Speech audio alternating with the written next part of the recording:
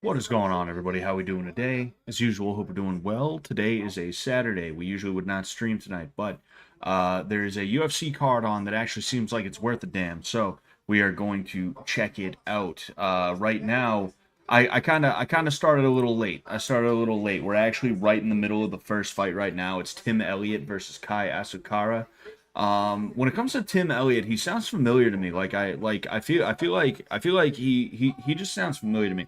I gotta turn this thing down. It's way too fucking loud for me to be able to talk and concentrate at the same time. But versus Kai Asakara, that's a name I've definitely heard recently, and I'm pretty sure it's probably one of those situations that are trying to give this guy an easy fight, But um, what is going on, Zach?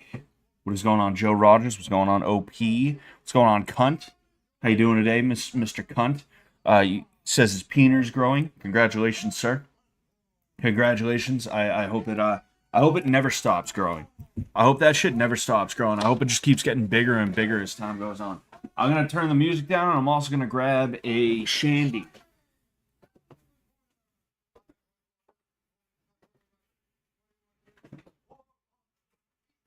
Fucking kidding me, dude? I can't find the thing.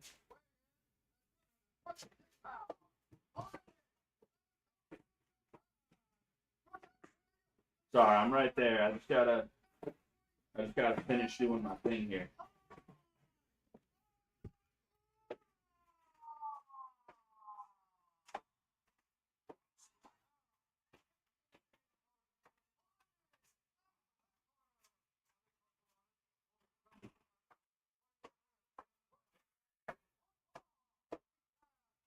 Of course, my wife takes the remote. I don't know where she put it, and she jumps in the shower.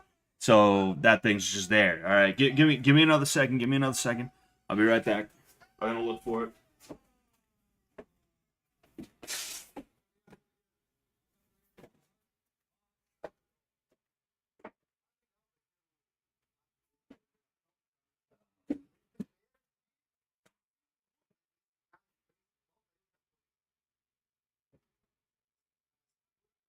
All right.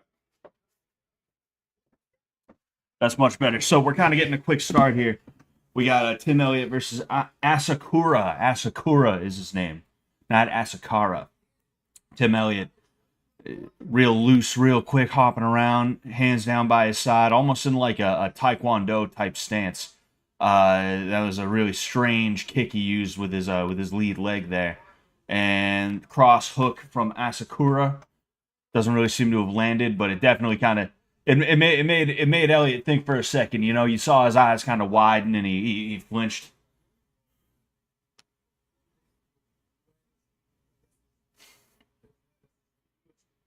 It's really weird to see Tim Elliott. Like, again, I really don't know that much about Tim Elliott, but like it's really weird seeing the way he's trying to fight right now. He's all kicks. He's almost like Taekwondo.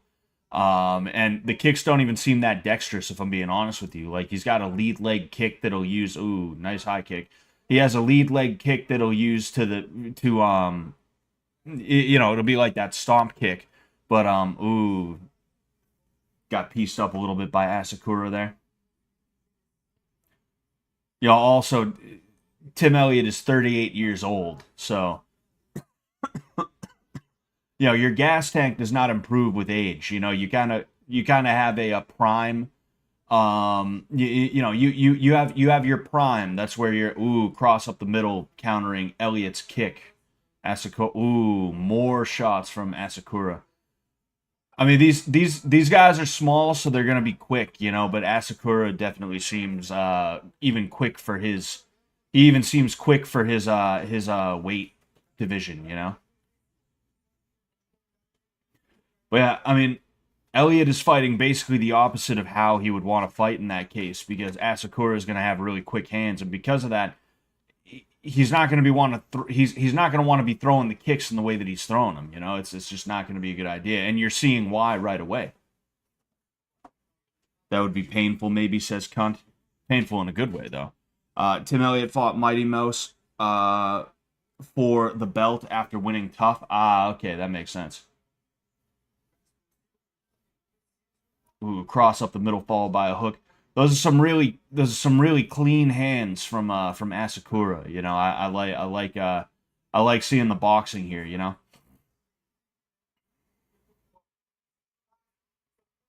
Ooh. So Elliot is Elliot's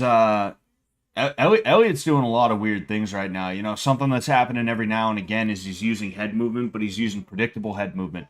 And Asakura is trying his best to line that head movement up so that he can utilize it against him. Basically, you saw a couple of times where Asakura threw to the body. He threw a left hook to the body, and what he did was he moved to make Elliot to try and draw the movement out of Elliot, right? The movement where Elliot's going to lean this way. Sorry, I'm getting warmed up here. I'm getting warmed up when it comes to the announcing here, to the commentating here. You're gonna have to excuse me if I'm a little right now, but oh, hey, nice. I don't know if that was a knee or a kick, but it landed on something from Asakura.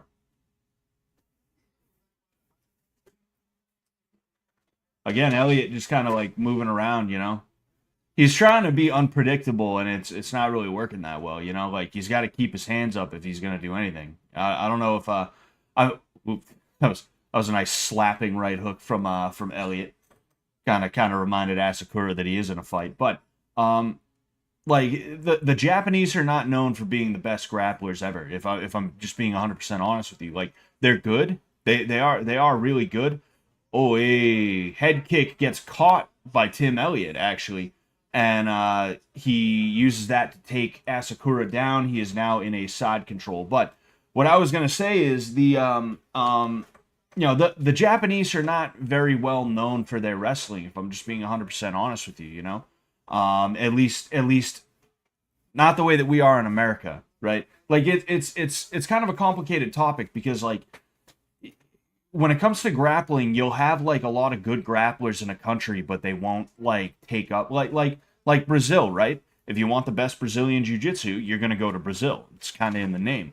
But Brazil is not known for having a very good wrestling program on a world stage or anything like that. So even though these guys come into the UFC sometimes and they downward elbow to the spine from Elliot as Asakura gets up. As these guys sometimes these Brazilians sometimes they come into the UFC and they have really good grappling, but they're not known for their takedowns, right? It's more so they're good on the ground. They're not good having to take it to the ground, right? They're good when it's already on the ground. It's like Charles Oliveira, right? He's known for having very good MMA grappling, but when's the last time you saw him shoot in for a takedown or anything like that? And that's kind of the situation with the Japanese a lot of the time, where when it comes down to it, they don't tend to shoot in for takedowns. Ooh, yep.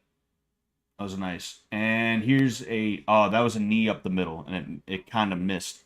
And then the head kick that it like landed, but it didn't land enough almost. It's kind of the way it almost landed like down here. But what I was trying to say is like basically what I was trying to say was I was over analyzing why I think Asakura probably doesn't have very good grappling.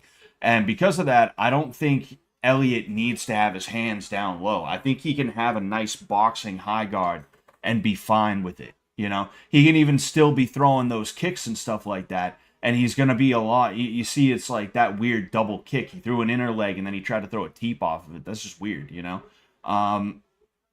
Like it's awkward, but when you figure out the awkwardness, it doesn't. Ooh, that was a nice overhand from Elliot. But yeah, if I had to give that round to somebody, I'd give it to Asakura, right? That first round, you know, and we'll see what happens this round. Nice left hook from Elliot. But overall, what I was going to say is I think Elliot needs to keep his hands up. I don't think Asakura is going to be shooting in for takedowns like that. I don't think that's his game.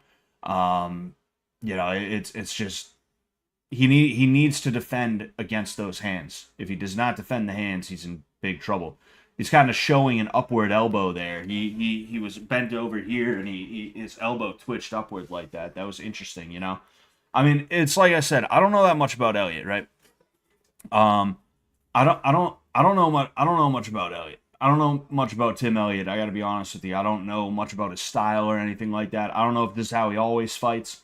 But I mean, you know, it's definitely a little weird. You know, he's not doing that bad this round. I will say. You know, I think he's starting to kind of find a rhythm, a groove a little bit. and Asakura is maybe, ooh, that was a nice overhand from Tim Elliott. Asakura is maybe a little like dumbfounded on a certain level, but it's still very close, you know. Cross up the middle from Asakura, followed by a short hook from Asakura. The cross looked like it landed. The hook, I got to be honest with you, I looked away like just in time to miss whether or not it impacted. Nice lead hook from Asakura. You see, the thing is like Kai, Kai Asakura. I'll probably just start calling him Kai because every time I have to say Asakura, that's like a mouthful. But um, he's got really quick hands, but there's probably not that much power behind them because you're starting to see Elliott get comfortable and he's walking forward into the punches. And that's how he's able to counter in the way that he is. He either makes Kai miss or he makes him, he makes him pay for whatever he gets, I'm seeing the significant strikes right now. At the time they had it on the screen, it was 26 landed for Kai and 22 or something like that landed for Elliott. That's pretty close. That's like real close. You got to be careful with something like that.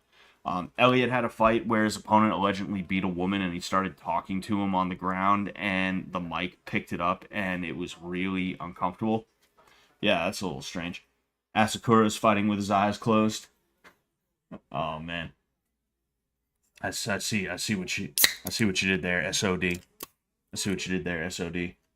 We got ourselves a Gansett. Oh, nice takedown from Elliott. Oh, he's backpacking right now. He's got the back, and Asakura slips out. You see, and that's another piece of this too. Is like you don't see tons of Japanese fighters in the UFC, and there's I'm sure there's reasons for that, and it's probably a little bit a skill issue, but I think it also has to do with just the way the Japanese are insular. Ooh, nice takedown from Elliott again. And I was gonna say, like, if the Japanese want to get good on a world stage, they're gonna have to get better wrestling. They're gonna have to get better at their grappling. They're gonna have to be able to take dudes down, and they're gonna have to be able to stop takedowns. Because we're in a situation now where I'd say Elliott is probably winning this round. He's got control time on the ground. He's okay, Darce choke. We got a Darce choke into the mount. He's trying to transition it. Tim Elliott's trying to transition it into a guillotine. Will he get it? I don't believe he has it. It's tight, but I don't believe he actually has it. There's 30 seconds left. If Asakura can just remain calm, I don't think... Yeah, Tim Elliott, he's got a one-arm guillotine, which he could finish, but it's really hard to finish a one-arm guillotine. It's not just going to happen like that. And no, he tapped. So yeah, Kai Asakura, he tapped. Wow. And that's exactly what I was talking about, was it not? Is that if you are a Japanese fighter and you want to make it in the UFC, you got to grapple. You got to grapple more. We have a 31-year-old who just got beat by a 38-year-old in what I believe was the flyweight division. I believe these guys are 125 pounds. That's not something that's supposed to happen. That happens in the heavyweight division. That's not supposed to happen in the flyweight division. Even the lightweight division. It's like if that happens in the lightweight division, it's like, ooh, oh man, ooh, damn, that's kind of crazy. And I mean, Asakura was doing good. He got taken down, And saying that Elliott won that, oh yeah, 100%, Yeah, so I think he was attempting a Darce choke and he rolled with it into the mount and it didn't quite work. So instead he went with a one-arm guillotine, which he was able to finish, which is pretty crazy, Scott, what's the better martial art, gay grappling or suck striking? Personally, I'm a suck striking guy. It just does it for me. It does it for me, The UFC has not been able to crack the Japanese market. They probably signed him for that reason. The fact that he lost to Tim Elliott, a journeyman, is really embarrassing. Yeah. And that's what I was thinking when I saw that, was like, oh, so they're trying to give Asakura a nice easy win is what they're trying to do. They're trying to give him a win where he's going to be like, yes, Nippon, Nippon. He's gonna do that shit, and then Japan's gonna be like, oh, the UFC. Oh, I will watch the UFC. No, like that type of shit. Oh, excuse me. But the thing is, like, the Japanese are just so insular, that here's the thing, right? It's easy to be insular and do well at boxing, right? One of the best boxers in the world right now, pound for pound, is actually a Japanese dude, and he never fights outside of Japan. I think he only just recently started having a fight or two outside of Japan. Um, but like, there was no reason for him to do that. He was getting paid so well to fight in Japan. Like, me personally, honestly, when Misfits boxing was going on, the big thing that kept me from getting on one of those cards is I didn't want to have to go to England. I would have went to like Tennessee or Florida or whatever, right? Like, I could have done that. But even then, I was in a situation where it's like, okay, I don't feel like I'm ready to fight, even if it is just some YouTube idiots. And I'm gonna have to fly like 6, 7, 8 hours away just to be able to do that. Like, having to travel sucks. Having to drive 45 minutes to get to where you're gonna fight sucks, dude. Like, fight day just sucks. So if you don't have to leave your home country to be able to fight, it's like, why not? If you're getting paid that much money, you have adoring fans in your nation, and people outside of your nation also can watch via the internet. It's like, why would you leave? Why would you go? Now, it's a little bit easier to do that with boxing, but when it comes to MMA, it's a little too dynamic. You know, Dudes fight a certain way over there. It's the same reason why you don't have like Africans in MMA, or like Indians in MMA or something like that. People fight a certain way in certain places for a bunch of different reasons. Whether it's because certain metas develop over there because of rule sets, or different equipment that they'll use, or just like the culture over there, or if it's a situation where, like, and I don't think this is the Japan problem, though there is a slight tinge of this issue in there. They just don't have good, like, coaches and fighters. Uh, that's a problem with India. That's a problem with India. If you um, oh no, literally one of the dudes in Tim's corner looked familiar to me. I was like, is that guy's name Junior? And isn't he from here? But no, it's not that dude. He just looks like him. All Brazilians look the same, so she just ignores me now. Did you hear me, baby? Wow. Huh? No, No? no, Yeah, right. Oh, I said all Brazilians look the same.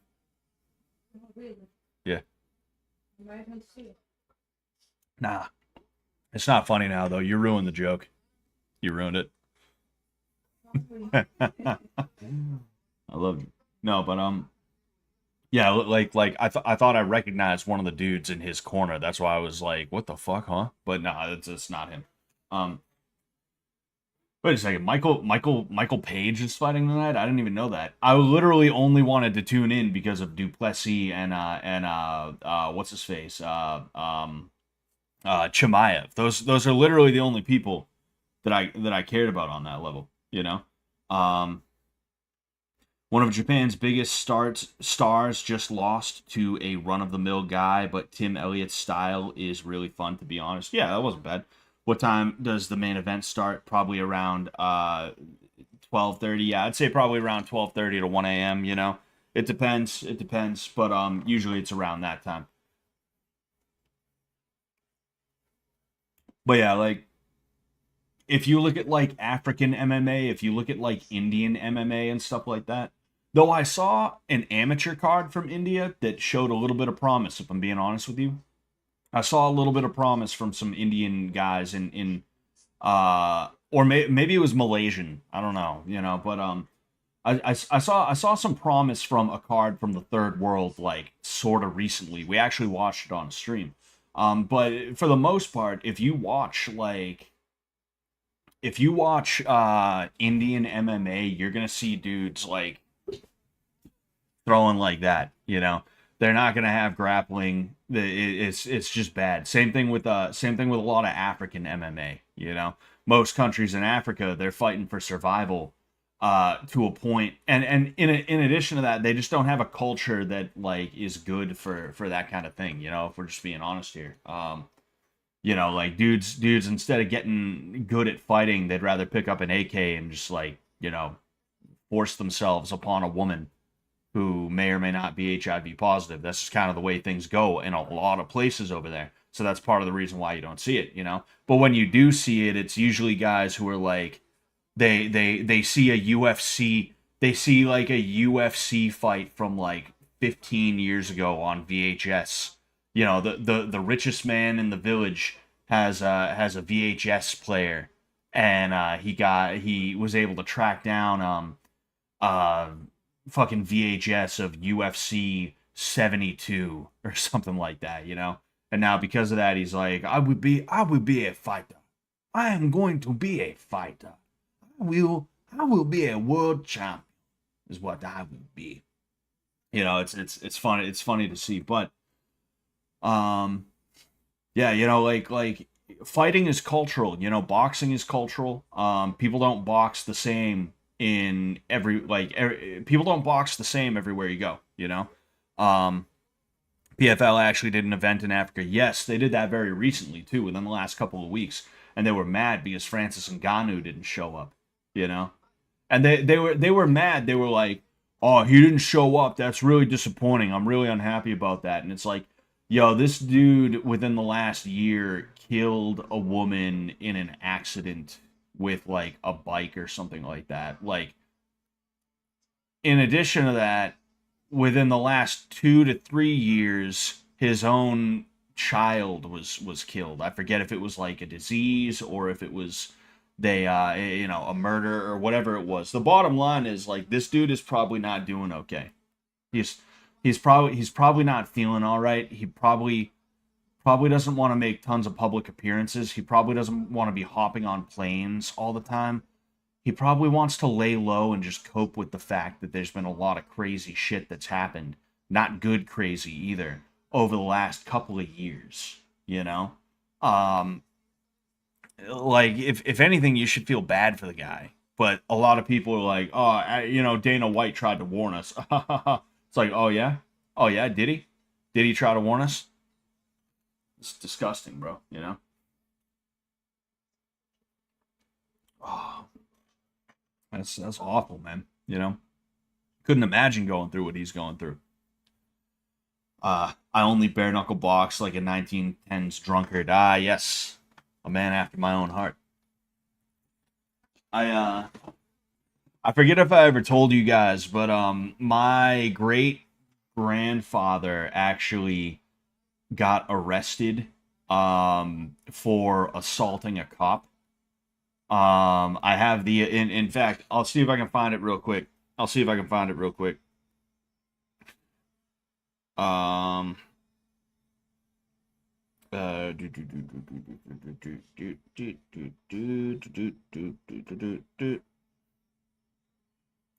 Sorry, I have tons of I like I hate automated shit, man. I hate automated messages. I have so many automated messages. It's just awful. It's just terrible. I have so many messages I just have not. Like I'm at a point now where I'm so sick of the world that when somebody texts me, I just don't answer it. You know, unless it's like something I'm like, oh yeah, I want to do this, or like the person is like not a blight on my life. I'm like, all right. But yeah, we got Michael Venom Page here. As I like I said, try to find my the thing with the stuff. Um come on, come on, come on. That's it. Yes. The Boston Globe, June 12th, 1905. So he was born in 1884, I believe it was, 94. 04. So he would have been 21 at this time, I believe. Theodore R. Sullivan was arraigned in the district court today before Judge Bragg on a charge of drunkenness and assault and battery on patrolman Ed Ward R. Olds. Oh, Edward. Edward. It did that Ed, and then there was a hyphen, and then word, like Ward, was on the next line. So I thought it was Ed Ward, like that was his name, was Edward Ward. Anyway, we'll start over. Theodore R. Sullivan was arraigned in the district court today before Judge Bragg on a charge of drunkenness and assault and battery on patrolman Edward R. Olds Saturday at the time of his arrest. Sullivan pleaded guilty to the charge of drunkenness and not guilty of assault on the police officer. Both cases were continued until June 16th for trial. The defendant was held on $50 on the drunk charge and $500 bail on the assault and battery. As a result of the assault on Officer Olds, he was laid up in bed yesterday, suffering from a fracture of the spine, which it was claimed to was caused by a kick administered by Sullivan when Patrolman Olds attempted to place him under arrest. That was yeah. That's what my family was up to a little over 120 years ago. This fight will probably be boring. Yeah, Michael Venom Page has been a bit of a letdown. I'm going to be honest with you. I have not been, I believe I saw that fight with Shara Bullet. I actually like Shara Bullet because he's a dude who will go out there and he'll like take chances and stuff like that. You know, there's actually exciting, creative KOs that he has under his belt and stuff like that. So I actually kind of appreciate him, you know. When it comes to the Russian Muslims, he's definitely on the more appreciated side of those guys, along with like Islam Makhachev and shit like that, you know. Excuse me. But this is what, Cannonier versus Michael Venom Page. Cannonier is not known for being like the most exciting fighter, you know. Michael Venom Page, he's known for having his highlight reel knockouts, but I was really disappointed when I saw him versus, I believe it was not Paddy Pimblett, what's his face, the cuck, Ian Gary. I remember like thinking, oh hey, maybe this will be an exciting fight. No, it was not. It was like awful. It was terrible, you know. Shara is pound for pound the scariest looking guy in MMA. Yeah, he looks like a fucking, not even a Bond villain, like the henchman for the Bond villain, you know. Like the way there's Jaws, and then Jaws is usually in the employ of somebody who's actually like, you know, got brains. Shara looks like Jaws in that way. He looks like another Jaws type character, you know, like a sub boss. Reminds me of the antics of old John J. Sullivan. His 1889 Kilrain bout was one for the ages. Yeah. I actually got to see where he trained for that. He trained in a barn house in a town in western New York called Belfast. I actually got to train at that barn house as well. I got to hit the bag that he used to train for that. That was really cool. I was really happy about that one.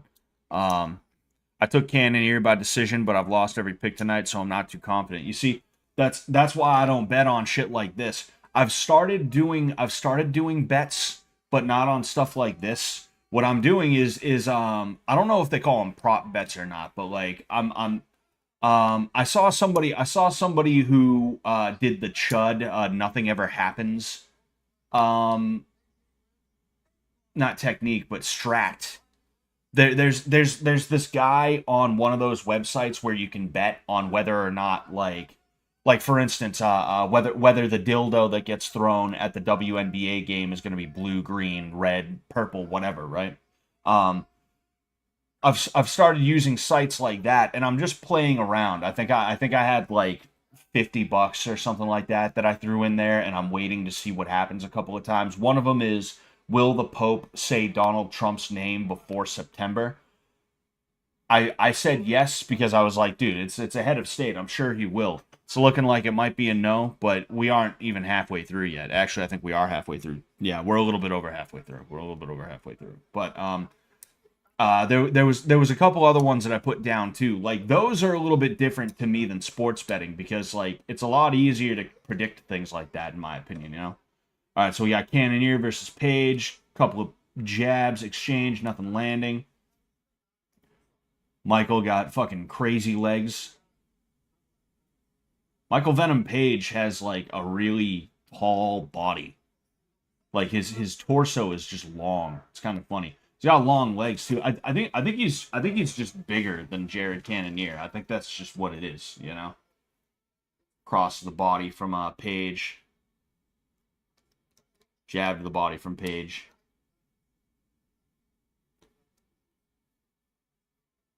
Yeah, you can just see Michael Venom Page is so much taller than Jared Cannonier, and that's why he's coming out all that's why he's coming out a little showboaty and stuff like that, is because it's real easy to do the shit that MVP does when you have 6 inches of height on somebody and you have a 4+ reach advantage. You know, it's a lot easier to do that kind of shit. Again, it's that John Jones type shit. I wish MVP came to the UFC sooner. Yeah, yeah. I don't know if or how things would have been different. You know.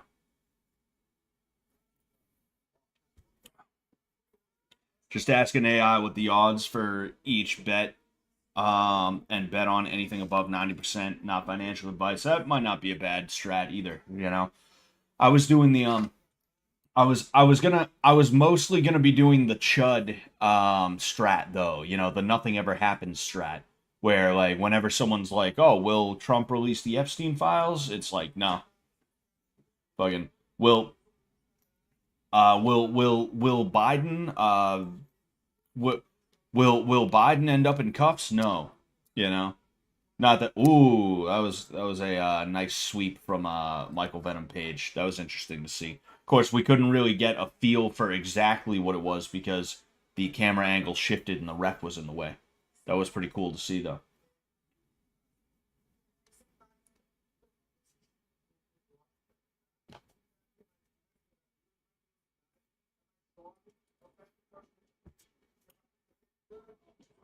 Ooh, jab cross right up the middle, put him down.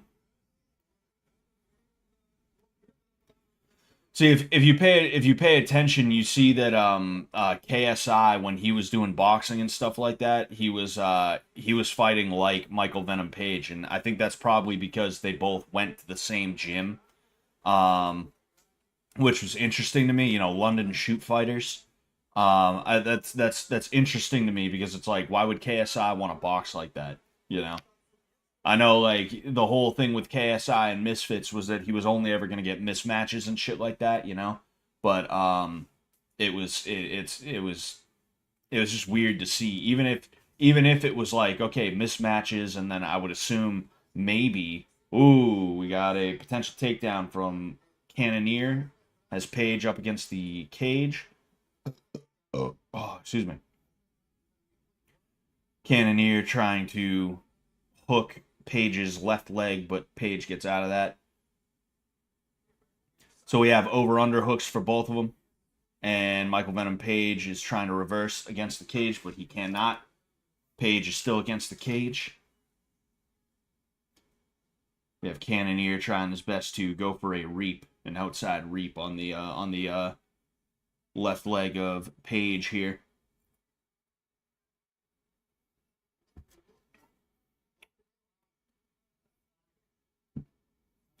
So right now, Cannonier just sort of throwing some pesky knees to the thigh. See, in situations like this, I think a good rule change to have would be if after like a minute, you know, you are not if after a minute there is not some real action, then it gets broken up. Oh, we have another attempt to take the back.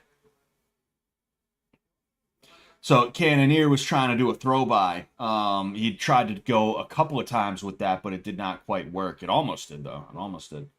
But yeah, like in situations like this and with the ground game, the thing you have to be careful with is you don't want to allow for a meta where somebody ends up against the cage and they just stall.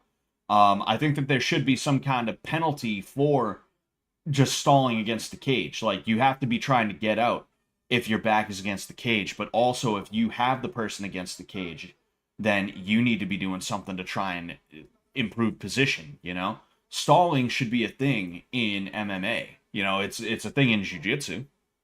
Jiu-jitsu, you'll have for the black belts, you'll have a 10-minute match. You'll have 10 minutes and the referees will call stalling if after like 20 to 30 seconds you haven't done anything real, if you haven't moved forward and tried to improve position in a real way. They'll give you a warning, and then I forget exactly what happens after that. If it's a DQ or if they like, if there's some kind of issue. And oh yeah, there's that cross up the middle. So Cannoneer was throwing a kick in the middle of it. So that's really what it was. Is that you know he got caught on one leg. So it wasn't really that he rattled Cannoneer or anything like that. MVP just threw a punch at just the right time. But what I was saying is the same thing has to happen on the ground too, where like if I'm gonna be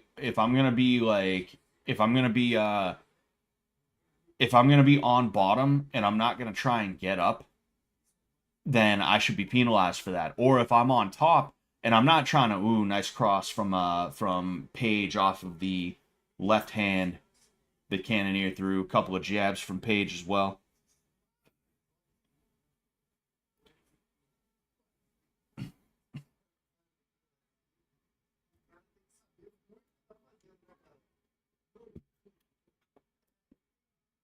Cannoneer trying to walk Page down. Ooh.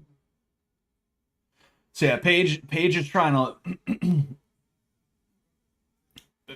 MVP is trying to line up Cannoneer so that when he throws his jab, he can come over the top of the right hand. It worked literally the opening seconds of this round. It worked and it worked well, but I think Cannoneer is aware of that, so he's going to be a lot more cautious about throwing his jab in any real kind of way. There's a kick from Cannoneer. Looks like it may have landed. Ooh, there's a cross followed by a hook by Michael Venom Page, and then he pushes Cannoneer over.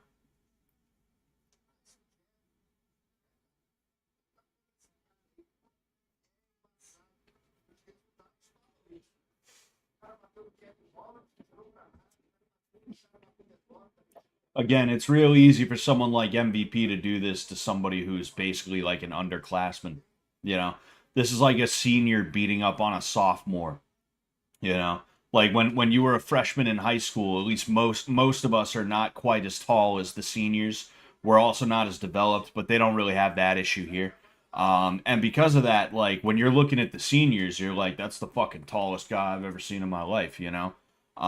So it's like, yeah, like of course, if you had to fight a senior, they'd probably be using that length. And it's one of those things where it's like, it's just like weird and almost juvenile, you know? So seeing MVP beat up on a guy who he's so much bigger than, and then like he's gonna be like showboating. It's like, nah, you're fucking gay, dude. You're fucking gay. Get out of here.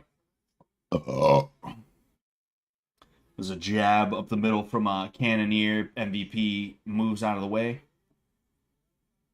There's a kick from Cannoneer that actually MVP didn't quite get out of the way as quick as he probably would have liked. I don't think he expected that. So we have Cannoneer. He was up against the cage for a second, but he reversed on MVP.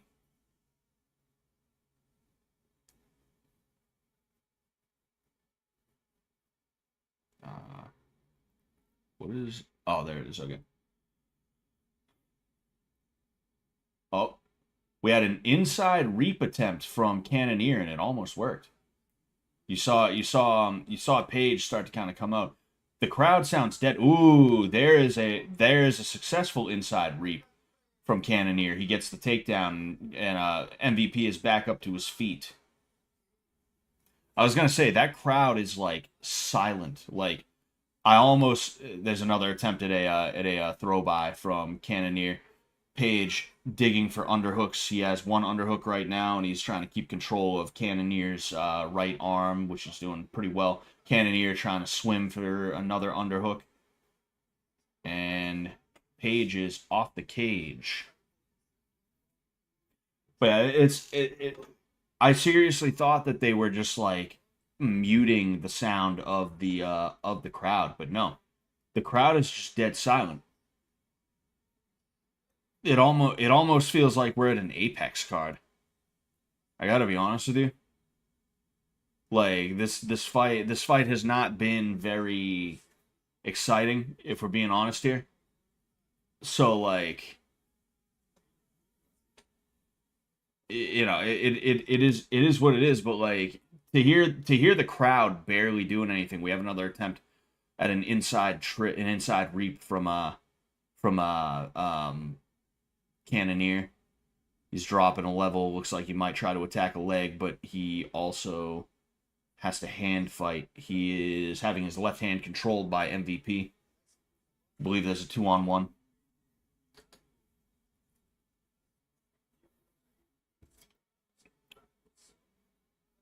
UK martial arts gyms are all knife based. Yeah. Where do you bet on that? Sounds way better than losing MMA bets every weekend. I honestly forget the name of the website, but it's called Kalshi, Kalshi. I don't know too much about them. I got to be honest with you. That's why I'm only fucking around with like $50 to $100. It's basically one of those things where it's I used to have a mouth guard like that. It's one of those things where it's like, fuck it, I'll try it and maybe I'll make a buck or something like that. And then like if I do make like some kind of money, maybe I can throw that back in and just keep on trying to build. But what I was saying is what was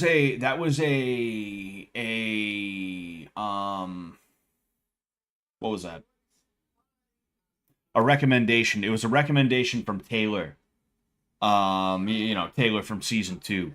Since she's the big gambler, the only big gambler that I know like that, I figured I'd ask her, and she gave me that place to go to. You sipping on a shandy? Yes, sir. Yes, sir. I am. It's a Gansett. It's a fucking Gansett. 2 Rhode Island classics, Gansets and Dells. Oh man. Kick to the inner leg of Cannoneer from Venom Page, Michael Venom Page.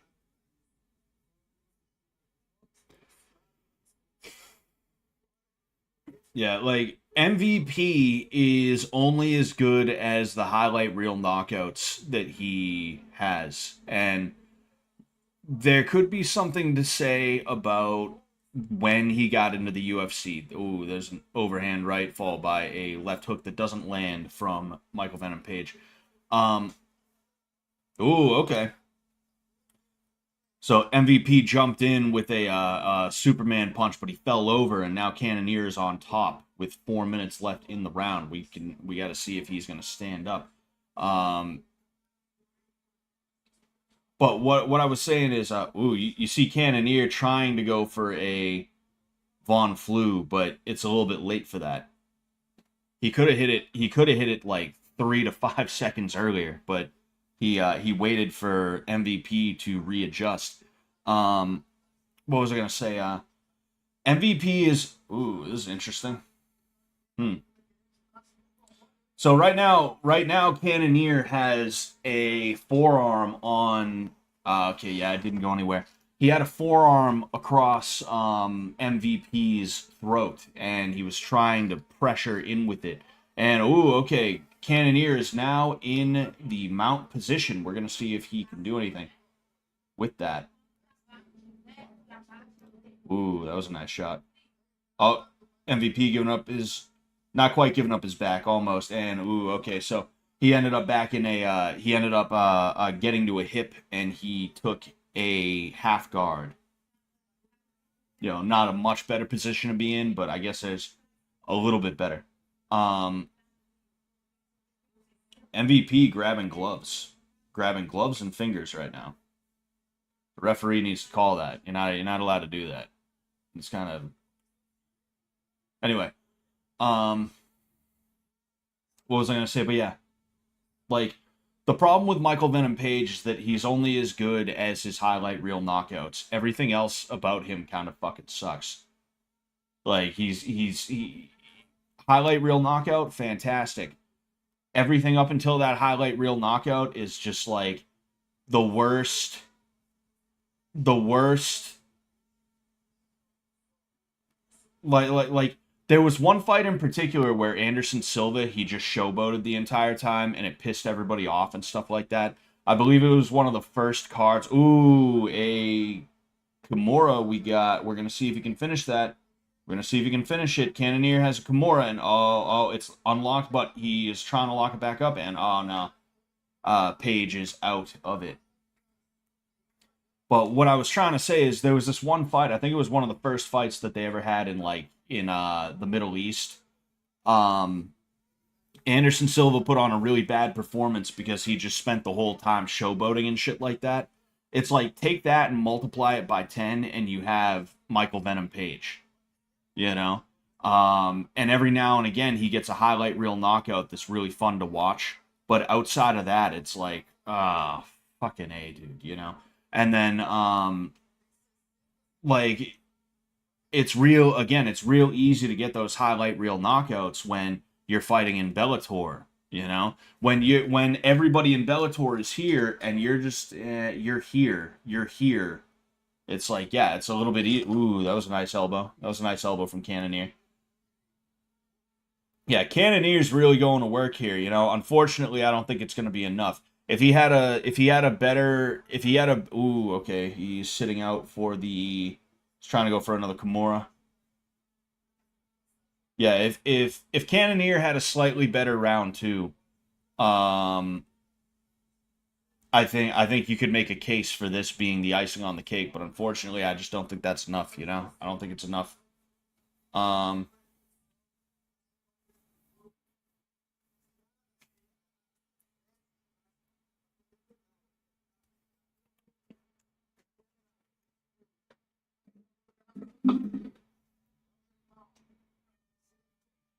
And that is the end of the fight. But yeah, like that's the problem with MVP is that outside of the highlight reel KOs, there isn't really much to him, and it actually kind of sucks watching them, you know. And when everybody in Bellator is here and you're here, yeah, it's real easy to stack those highlight reel KOs and stuff like that.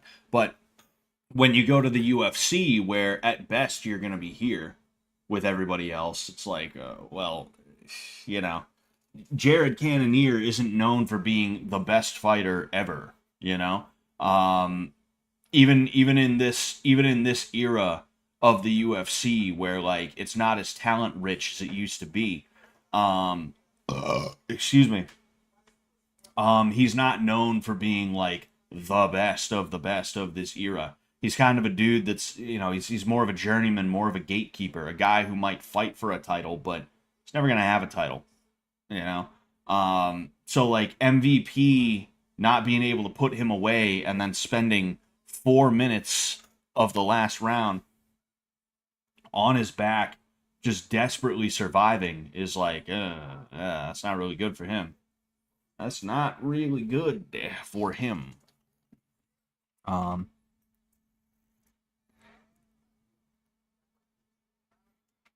Oh man, we got a Chimaev, and he's got a Palestine flag. It's an interesting choice. What was I gonna say? Oh yeah. I want to start taking these streams a little bit more seriously again. I know that for the last like 6 to 8 months, I haven't really been putting effort in. I haven't been doing videos. Videos are still going to be iffy for me, I'll be honest with you. And when I do videos, a lot of them are going to be very low effort just because I don't have the time or the energy to put a lot into it. Maybe I could start paying some people again to do editing for me. That is one possibility that I have. But when it comes to the streams specifically, I want to start collabing with people again. I want to I want to do a Jeopardy stream. I'm trying to talk to a couple of people about potentially doing like a Jeopardy stream or something like that. Maybe like, guys versus girls or something like that is one idea that I had. But I gotta start reaching out to more people, trying to get a feeler for like what people would be interested in. But in addition to that, if there's anything you guys would like for me to do, then go ahead and let me know. Somebody said I should do the silent streams again, but I should tweak them a little bit where they're not exactly silent. It's literally just a you laugh, you lose stream. Which is okay, because yeah, like having an hour of me not saying a fucking word, yeah, I understand it is a little like, okay, And the what's going on, Rebel Double X? Hope you're doing well tonight. I just noticed that. I just noticed you said that. I apologize. I hope you're still here to hear me say hello to you. But what was I saying? Oh yeah, like it makes sense, That's why I had the 3-minute timer, where if it reached 3 minutes without a donation or anything like that, then the game is over, is because like I'm not gonna sit there silently for a whole hour. It's like if 3 to 5 minutes passes and nobody sends me anything, it's like, well, okay, I don't think anyone wants to play anymore. Whatever, take the ball, go home. But it makes sense that maybe I can talk a little bit, but I can't. I can't do a ton of. I can't laugh. I can't do any laughing, let alone a ton of laughing. I don't think that's a bad idea. I don't think that's a bad way of doing it. So yeah, MVP won. Big surprise. Joe Rogan is short as hell. Indeed, he is. I think he's like 5'10". Actually, you know what?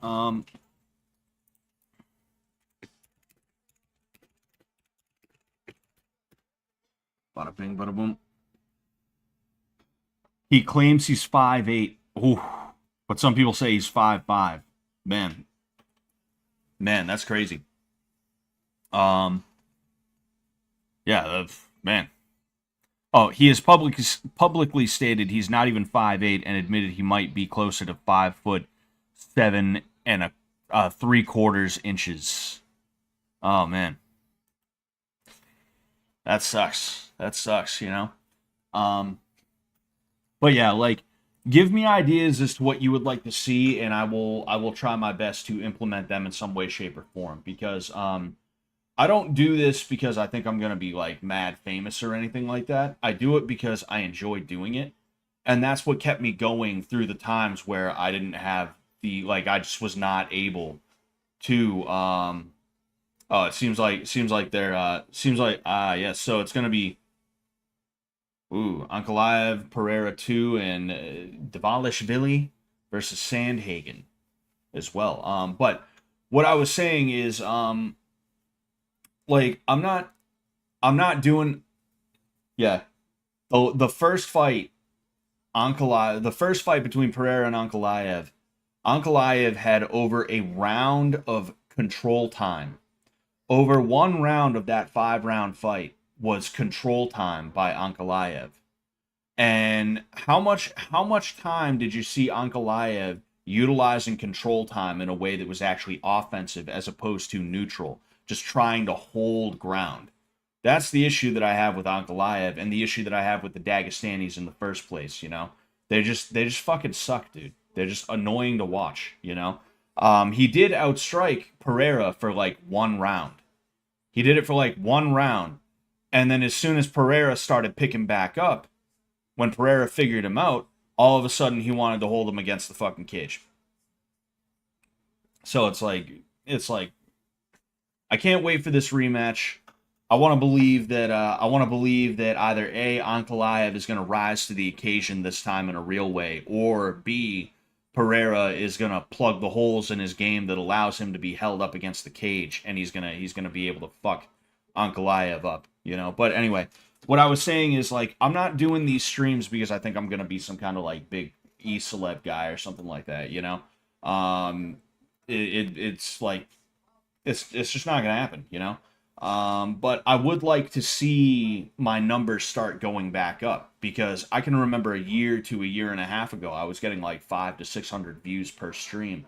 Now I'm getting to a point where I'm having a problem breaking 100. You know, like I'll get over 100 views, but that's only after the stream has been published for a little while. You know, um, and I'll do these with like 2 people watching me. Like I don't care that much, but I do care just enough that I'm like, okay, maybe I should start like trying to figure out how I can reverse that trend, you know? Part of the reason I do these is because I want to be able to talk to you guys in real time and have a good time like shooting the shit and stuff like that. I want to be able to like experience things with you in real time, whether we're like doing a deep dive into something or if we're just playing some video games or like right now we're just watching the UFC, you know. And the more the merrier, obviously, the more the merrier. And there's multiple reasons why that trend is continuing as well. One of them is that there's been 2 seasons of Fish Tank that I have not been involved in, and I, I swear, I'm seeing a dude that's not in the UFC, but they still have him in this hype thing, in this bumper. It's weird. I must be mistaken. It definitely cannot be that guy, but it's just weird. It's weird to see a dude who looks so much like a dude that you know. But anyway, one of the reasons is that there's been 2 seasons of Fish Tank Live that I have not been involved in, and because of that, like the Fish Tank crowd has moved on. You know, I know most, if not all of you, are here because of Fish Tank in the first place, but you guys are here because there's something about me that's keeping you coming back. Most of the Fish Tank community, like, you know, the only reason they were here is because there was Fish Tank. There was nothing about me to keep them coming back, you know. So because of that, when new people came along, they, you know, their attention shifted. That is what it is. It's like it's all good. I'm not like upset about that. I'm just analyzing why this trend that I'm talking about is occurring, and I'm trying to fill time until the next fight. Um, but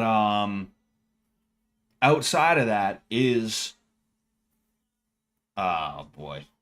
Anyway, outside of that is the fact that when my life started to fall apart around the end of last year, I was in a position where I did not have the time or the energy to be like doing a ton of like, oh hey, let's have this going on. Let's collab with this person. Let's do this and that. And we'll talk to this guy and we'll do that, you know. I need to be able to I need to be able to make interesting content again is what I got to do, you know. Which brings me to what I was saying is like, hey, if you have anything you want me to do, let me know, you know. That MVP fight was crazy boring. Yes, it was the algorithm. I was not a fan. And the crowd that was there were they were not fans either. If you haven't noticed, it was literally it was it was it was dead silent in there at some points. It was kind of crazy, you know.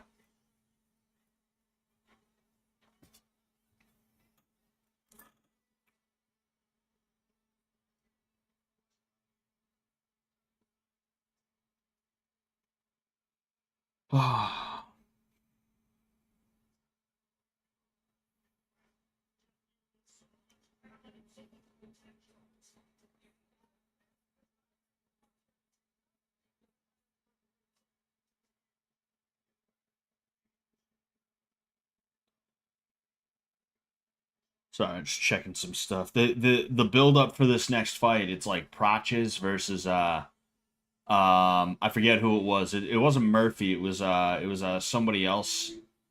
Um they're really trying to build this fucking thing up.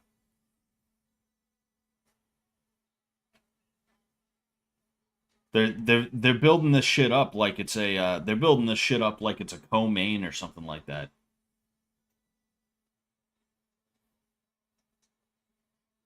He will try to knock me out.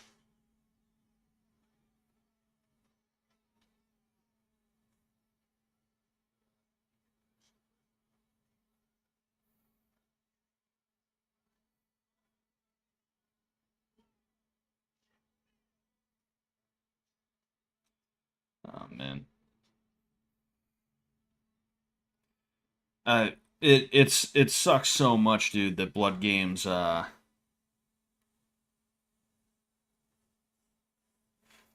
it sucks so much what happened with Blood Games, dude. Like Blood Games would have started yesterday. The projected start date, and we were gonna have to push it back probably because it's Fish Tank, but the start date that we were originally gonna go with was going to be August 15th.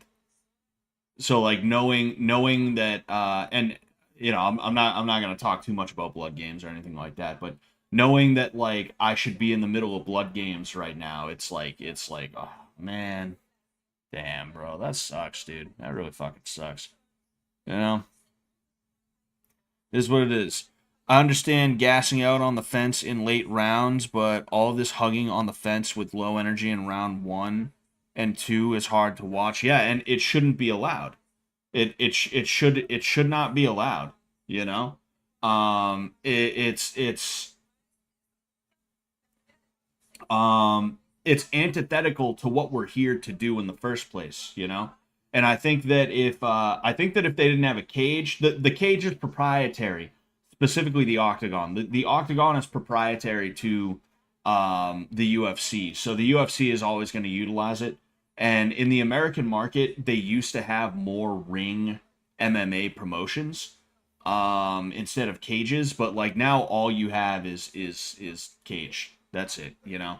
I think that it would fix it if you either A, penalized playing against the cage. If the referee had to make a judgment call and determine who was the offending party, if it wasn't both of them, by the way, and penalize them in some way, shape, or form, right? I think that would be a good way. Or like I was saying, if they did away with the cage and they made it rings again, like I think that would help as well. You know, um, uh, Fallout Boy and every supercut of the pay per view makes me want to die. Yeah, yeah. Remember me for centuries. It's like having to hear that every time some fucking guy. It's like the new metal era of MMA, the tap out shirt era of MMA was the best. The punk rock era of MMA in like the mid to late 2000s was the best era of the UFC. There was a soul to it, you know. It had a heart and soul, and it was beautiful, you know. It was beautiful compared to what it is now. It fucking sucks, man. Um, I was excited for Blood Games. Didn't care about season 4. Yeah, I mean, I'll be honest with you. I wasn't gonna watch season 4 until I figured out my old friend was on it. I was not gonna watch for a couple of different reasons. One being that I wanted to maintain the illusion that like there was space between me and Fish Tank.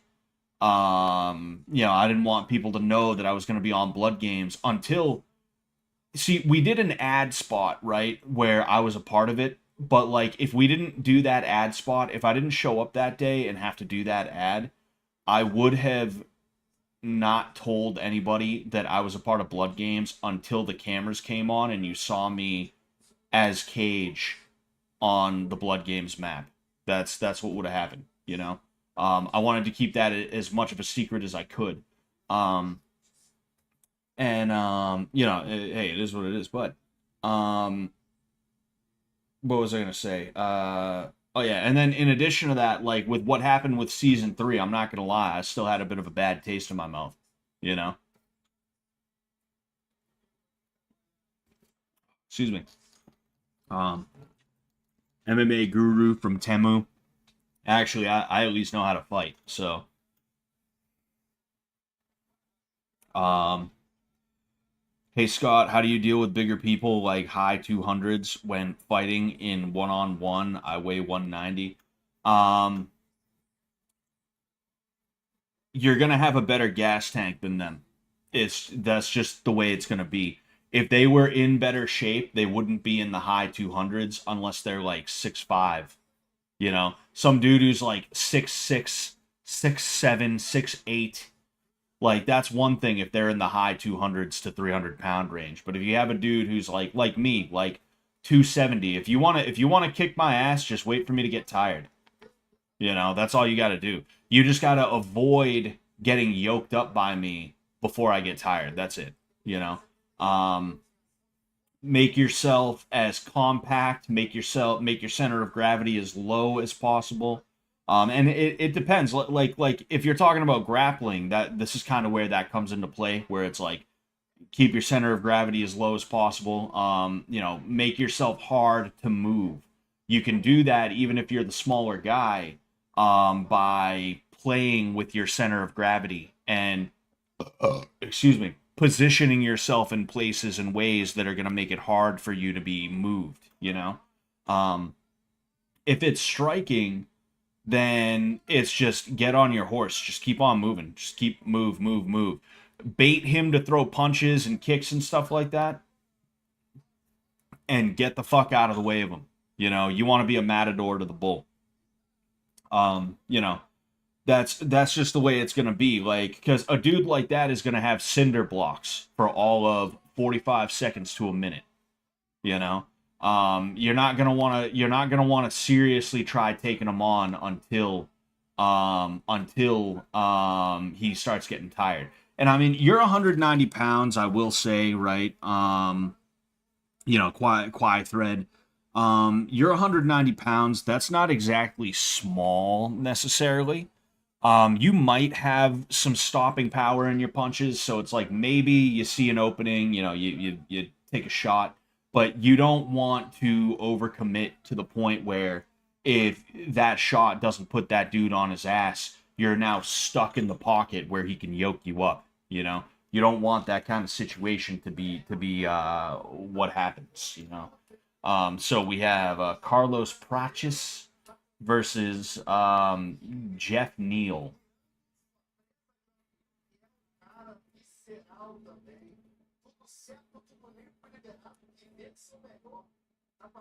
All right.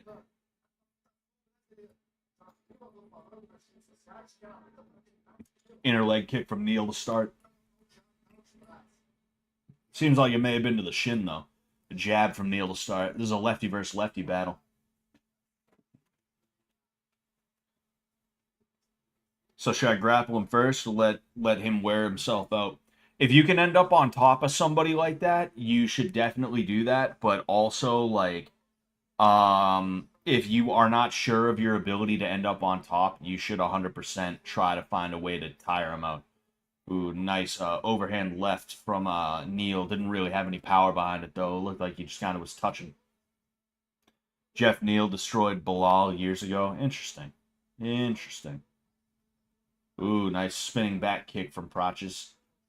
Nice whipping leg kick from Praches.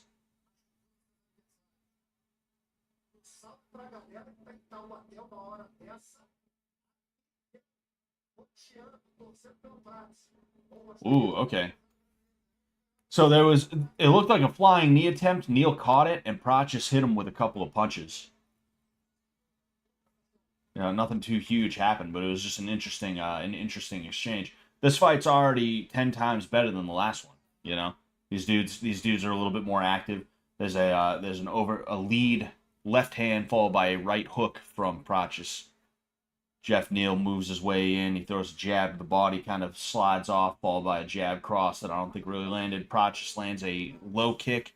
Jeff Neal double jabs, nothing really lands. He ends up staggering Praches, though, with the backwards movement.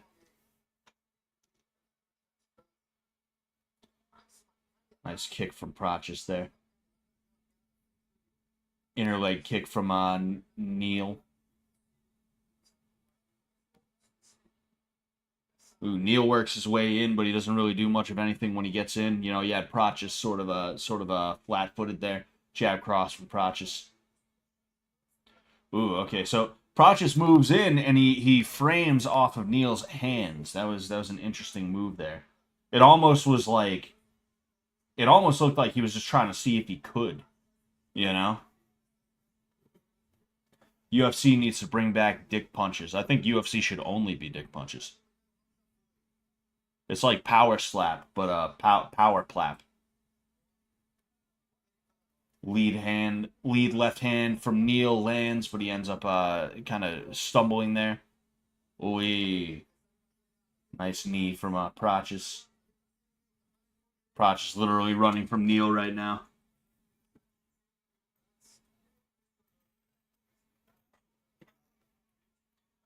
Nice double jab cross from Neil. I think the first jab landed. I don't think anything else did. It was, looked like an exchange of slapping hooks from the both of them.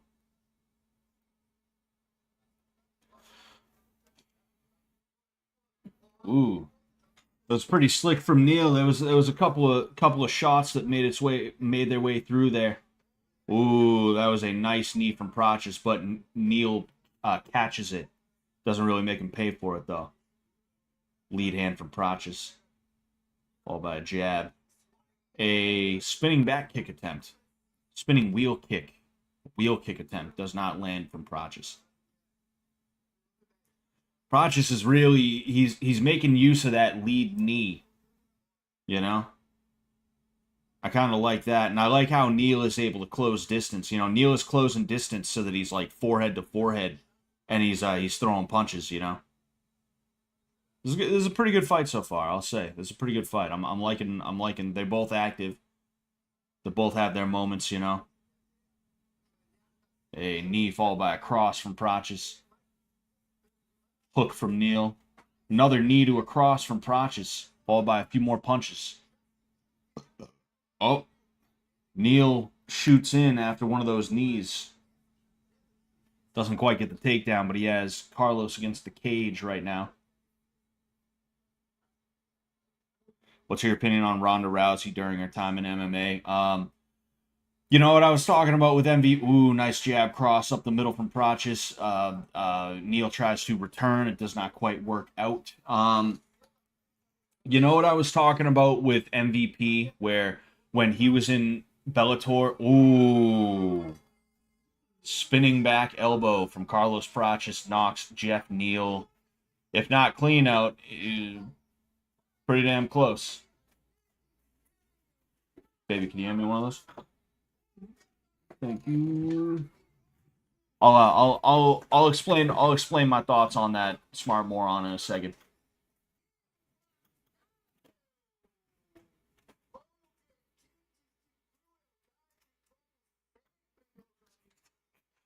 Brazilian Fight Pass. Obrigado, picanha. Você, Carlos Prates, golpe. Hey, farofa.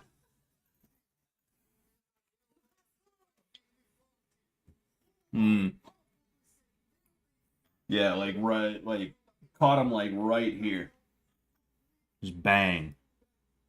That was definitely a flash knockout. The way his body went limp for a second, but then you know, you could tell he was still awake, you know. See, that's what I want to see. That's the type of shit you want to see is shit like that, you know, from the UFC. It's fun. It's fun to see knockouts and stuff like that, you know? But hmm, that was a that was a nice gesture from his corner. They covered him with the hat to try and be like, nah, dude, you ain't getting a close up on him. Fucking. But anyway, what was I gonna say? When it comes to Ronda Rousey, I was talking about MVP earlier, right? MVP, when he was knocking the souls out of people in Bellator, it was because the people in Bellator were here and he was here, right? Now that he's in the UFC, how many really exciting highlight reel knockouts has he had this entire time? None. And it's because it's a little bit more even, right? If he's had an exciting knockout, it's like maybe one that you've fucking forgotten about already anyway, right? But um that was Ronda Rousey. Was she came around at a time where women's MMA was not populated by elite level athletes, and women's MMA is still not an elite athlete thing. Joe's got the fucking nerd glasses on. MMA is women's MMA is still not where like the elite female athletes go. You have like a couple that just like Ronda Rousey, they're up here while the rest of the division is up here, and because of that, they are the champions of the division, and they'll pass the championship belt between each other and stuff like that. One of them has an off day, a bad performance, or something like that. So because of that, the belt gets transferred, right? But it's only ever being transferred between the girls that are up here, right? Now, back when Ronda Rousey was in the sport, she was the only girl who was up here. And I know 15 or so years later, it's real easy to be like, I always knew. But I literally remember the day I saw Holly Holm fight for the first time. It was on a regional show somewhere. I don't know where. I knew immediately, this is going to be the one. This is going to be the one that beats Ronda Rousey because she is an elite level boxer. I thought she was a wrestler too, but she wasn't. For some reason, I heard she was a wrestler at the time, but she wasn't. But more importantly than that, not only does she have elite level boxing, elite level striking by women's standards, but in addition to that, she fights exactly the way you need to fight someone like Ronda Rousey. Ronda Rousey is a one-trick pony. She was a one-trick pony at the time. She was just going to try and get her mitts on you and then take you down, and then she was going to armbar you. The only thing that judo guys are really good at, So, yeah, I mean, that's kind of how I felt about Ronda Rousey, is that, like, it was a situation where, like I said, like MVP, it's like if John Jones decided to go down to like PFL or something like that. It's like, yeah, he could probably do a lot of damage to some of those guys, but that's because that's John Jones fighting a bunch of dudes that are not quite UFC caliber, Um,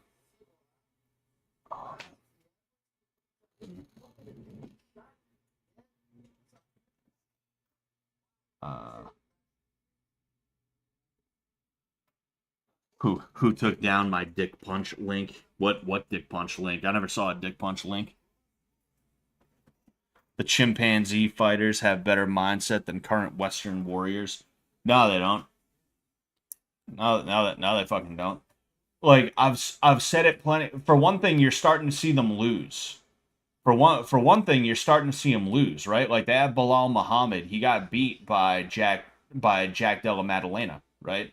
Oh man, it's all the oldies, all the oldie Von Moldies over there. They had fucking um Boss Rutan. They had fucking what's his face? Not Mark Hunt. Mark Hunt ain't that old yet. Mark Coleman.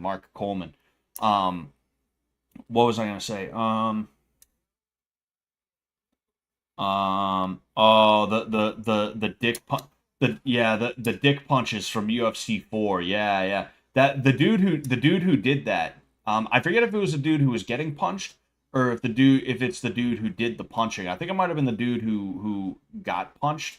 It was the Asian dude. He was in Austin Powers, and then he also got arrested for like rape or something like that. I'm pretty sure.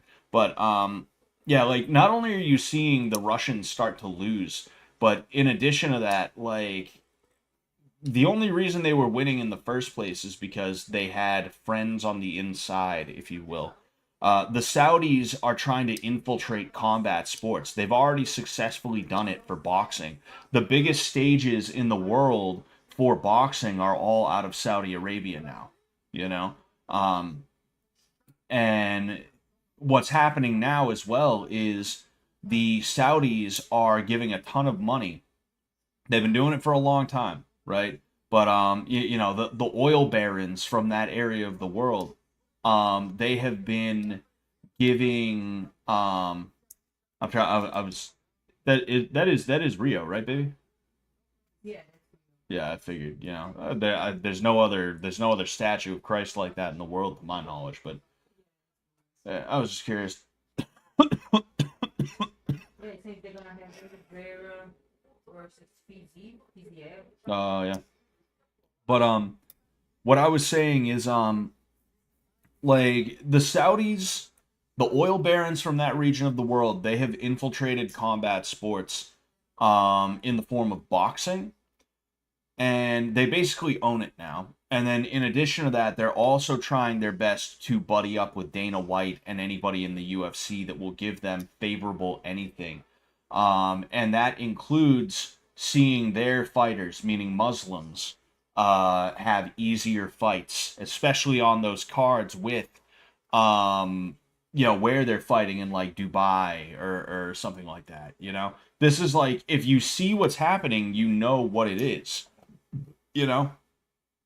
um and like, don't get me wrong, like, is it the most important thing for you to be noticing if you are a noticer or anything like that? Nah, there's more important things for you to be aware of, but I think it's important to be aware of because you start to realize what is going on here with not just the Dagestanis, but the the social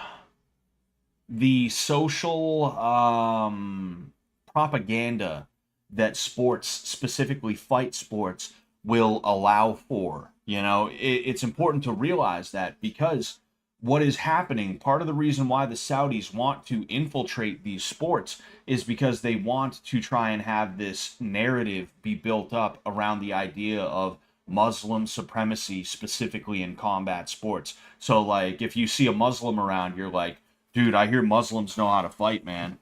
Dude, I hear Muslims that know, I hear Muslims know how to fight, dude. You know, literally like the type of shit that happened with like Asians and kung fu and stuff like that. There was a time where people would be like, "Oh man, you know, I hear Asians know kung fu."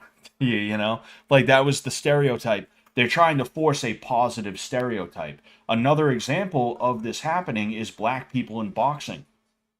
Um, Boxing since the 60s has been under assault from people with bad intentions, purposefully giving easy fights to certain people, not allowing other people to have fair fights, basically trying their best to build up, certain talent based off of not just money making, but also whether or not they feel they can fit a certain narrative about certain groups of people and stuff like that, you know.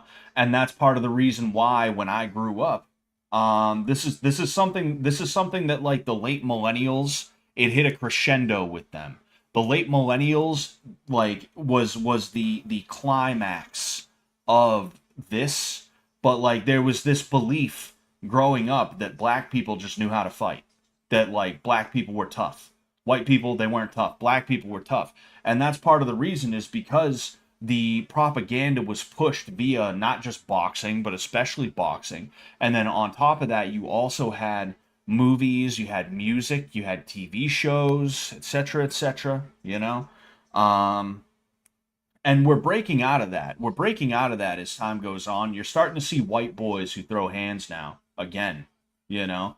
You don't just have to be like some kind of fucking skinhead who's like, I'll fucking show you. Like, it doesn't even have to be that. It's literally just like white people are starting to have enough of that whole like, dude, black people fight, white people can't fight. They've had enough of that, and it's not working out that well for a bunch of people who think that white people don't know how to fight now, you know. But like the point that I'm trying to make with the Saudis and Muslims and things like that, right, is that this is all a big propaganda campaign by them. In addition to a money making venture, it's not like they're losing money on this or anything like that. Of course, they're making money on it, right? They're peddling influence, though. And part of that influence is trying to convince people that if you're a Muslim, that means you can fight because Allah willed it. Because Allah willed that you're able to fight. and the infidels can never beat you and all this other stuff. And what you're seeing now more and more is what you're seeing now more and more since the Nurmagomedov aura is starting to wear off, and more so because there's more and more Dagestanis and other Muslims coming into the UFC. You're seeing that, like, no, they're not all elite level. They're humans. They lose, you know, and they can be beat by these spoiled Western Christian atheist whatevers. You know, they can be beat by them. You know. Um, Saudi's putting goddamn Fallout Boy in my UFC. Probably. I wouldn't doubt it. They're like, oh, we will put the Fallout Boy on the UFC because it will bother the infidel. We love Fallout Boy in Saudi Arabia, in the kingdom. Um, I want to see DDP win. Me too, Forge and Fumble. Me too, man. You know. Yeah, that is 100% right. They fly out some poor gatekeeper to Dubai on 1 week notice to fight someone who is a 3 hour drive away. Yeah, and not just that, but it's like gatekeeper versus a guy that he's basically supposed to fucking lose to. You know, that's literally the situation that that's literally the situation that they engineer that. They engineer it so that it's all. Is that was a weird camera angle they just had there. They engineer it specifically to make it so that the guys are gonna have a harder time against their opponents because the opponents are Muslim. You know.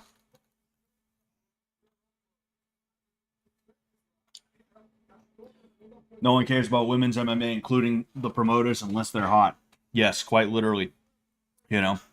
And the thing is, like, a lot of these girls in MMA are not that cute. Like the cutest MMA girl I could think of is probably like a Tracy Cortez, or like um I never thought Paige Van Zant was that attractive, if I'm being honest with you. I don't think she's ugly per se, but like, most of these women in MMA, especially at this level, like, they're not that attractive in the first place. Ronda Rousey was never cute, dude. Get out of my face. Misha Tate was always so much cuter than her, you know? Um, but like, it's just so it's it's just weird, you know? There's a Muslim dude at Nate's gym that always makes excuses why he can't spar or train, gets mopped when he gets forced to spar, yet still claims he's the best fighter because he's Afghani. Exactly. That's a, like, the thing you have to understand about Islam and the cultures that Islam informs is that there is a childish sense of entitlement that is handed down from Islam.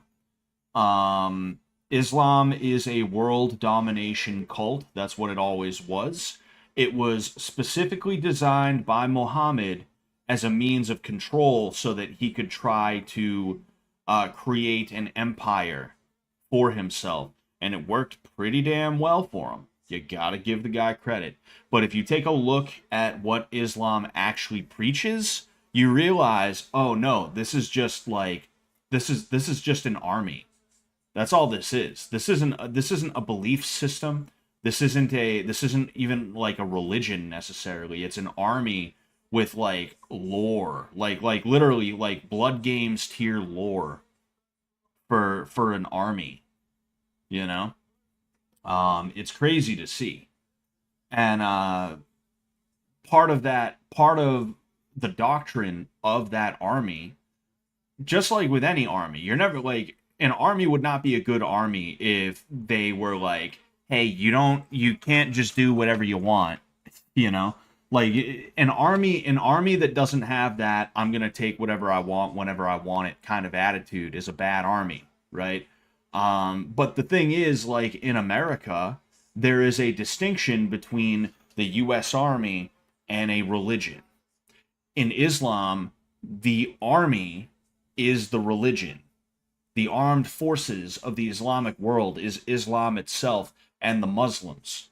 So you're in a situation where there's no distinction between, hey, like, Allah says this, so this is how I should be here. But when I'm talking to someone face to face, maybe I shouldn't be like being a fucking ass to them, you know? They don't have that. It's just not a thing to them, you know? Um, Muslim dudes get aggressive. I used to teach a couple of them, and they almost started a fight with a blue belt. Yeah, you know. Um, I've talked to this is Lerone Murphy, very Irish name versus Aaron Pico. And yeah, I am. I mean, I could sit here and talk about like the difference between strength through morality and morality through strength. That's something that I should probably make a video on. I should probably write a fucking like blog post or an article about it or something like that. I think that's article worthy. But I'm not gonna do that right now because we are in the middle of a UFC stream. So you know, but if you look at my Twitter, every now and again I talk about the difference between um strength through like someone who derives their strength through their moral fiber and somebody who derives their moral fiber from their strength. Those are two different things. Christian nations, even if they're secular today that were founded on Christian principles, they derive their strength through their moral fiber, through morality. Nations that grew up on, say, Islam or certain other philosophies and things like that, you know, like certain Asian philosophies and stuff like that. Not all of them, but you know, there's a few countries in Asia where you can really see this hardcore. Um, Nations that came up on that doctrine, they derive their morality through their strength. So instead of it being, hey, I could, but I won't, and that makes me a better person, it is, I can and I will because I should, because I'm the better person, you know? So it's like if one of you guys insulted me face to face, I'll be honest with you, I'm not that good of a man. But if I had a moment where I was going to be a better man, I'd be like, hey, you know, I could beat your ass. I might not say this to you. I'd say it in my own head. I'd say, I could beat this guy's ass, but I'm not going to because I'm better than that. And I'm going to be better than that. I don't need to resort to violence on this guy. He's not, you know, I don't need to do that, right? I'm going to rise above that. But if I was from, say, Afghanistan or something like that, I might have basically the inversion of that, which is when you do something or say something to me that ticks me off, inside my own head, I think, this guy's getting on my nerves. I'm going to hurt him because I can, because I'm stronger than him, because I'm the better man than him. You know, it doesn't matter that all he did was, like, take a parking spot, you know? But we're in the middle of this fight right now, and it's already kind of a banger, honestly. They're already swinging.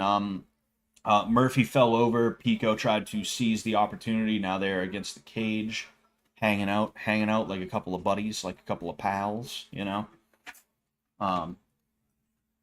The Indian Sikh bros always wink at me before they hit a devastating submission on Habibi. That's funny. Be crazy if Pico wins this, but a lot of these Bellator guys haven't done well recently. Yeah.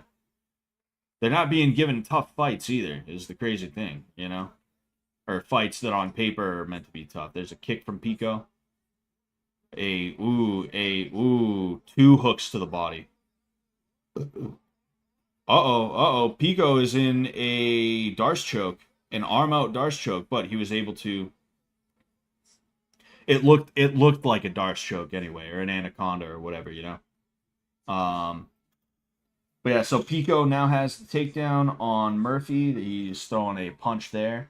So yeah, what I was saying to earlier was he hopped in with a hook cross and then he threw a hook to the body, and you could tell Murphy did not like it. So he came with another hook right after. Murphy returned with something, and I think he hit Pico, and that's probably why Pico shot in off the cage. I think if he felt confident in that moment, he would have kept the fight standing. There's a jab from Murphy, who just got up a second ago, followed by a teep to the midsection from Murphy. There's a jab, followed by a hook from Pico. Nothing really behind that. Pico shoots in for the takedown. Kind of a weird takedown, honestly. The way he shot in for that, he was able to get it, but the way he shot in for it was like, this is just strange. Wasn't one fluid motion. He basically level changed, and then he went 1-2, 1-2. You know, Almost like there was a little hesitation there.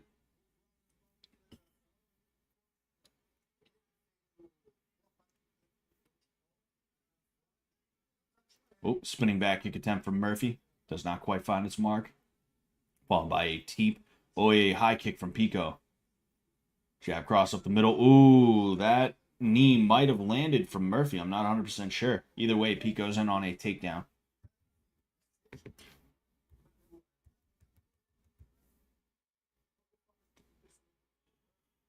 Against the cage right now. Murphy's trying to pull off. Pico throws a knee to the head. Does not make its mark. There's a lefty versus righty battle right now. I'm just realizing, too. Murphy's the lefty and Pico's the righty. So Pico is in on the cage on Murphy. So we have an underhook from Murphy. And, ooh, there's another hard dug hook to the body from Pico. Murphy switching to a righty stance, excuse me. Oh, Pico out like a light. He walked right into the spinning elbow. Oh man. That's a second spinning elbow KO in a row, and Pico walked right into it. He used that same footwork that he did on that takedown that he got a second ago, and that didn't work too well for him.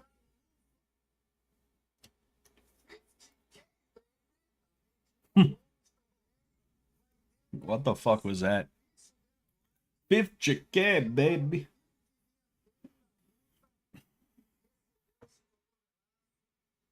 Yeah, he got him real good. As soon as I saw that land, I was like, "Oh no, this is over. There isn't even going to be a. They're not even going to they're not even going to give him an opportunity to fight back after that. It's just that's it. I can't believe Lerone was the underdog in this fight. I mean, I'll be honest with you. Bang, right there. Uh-huh. Yeah. Hmm. What was I gonna say? Yeah, again, it was very similar footwork. He's just kind of stepping around without any like he's stepping around from a long range. It was a little weird, you know? But yeah, right on the temple too. I mean, I'll be honest with you, like the way it was going, if it kept on going, I think Pico probably could have pulled that out, you know? I don't think Murphy was completely out of his depth, but I do think that he was not exactly the better man for the most of that fight. For most of that fight, excuse me. For the most of that fight. Jeez. Pico got fraud checked. I don't know about that. I think he just got caught, you know? Every time I have to go piss, someone gets knocked out and I miss it. Yeah. That's the Saudis, dude. They put Fallout Boy on your UFC, and then they also they made sure. Oh, excuse me. They made sure to what's it called? No, hold on. Ooh, look at this. You guys can't see him very well, but he's a capybara. He's got a baby. He's got a job.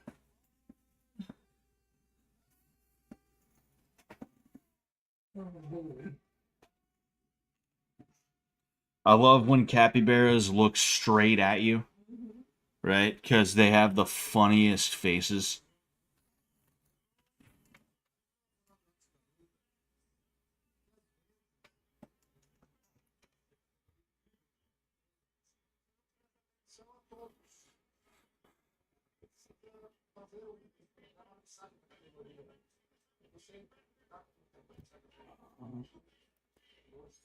Sorry.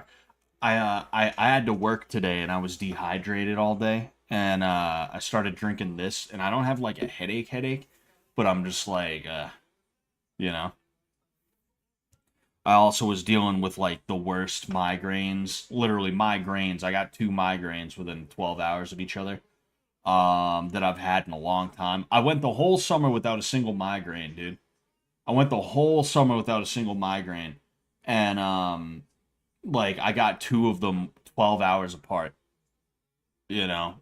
and it was just like, fuck, dude, damn it, you know. I'm a little bit fucked up, a little bit fucked up.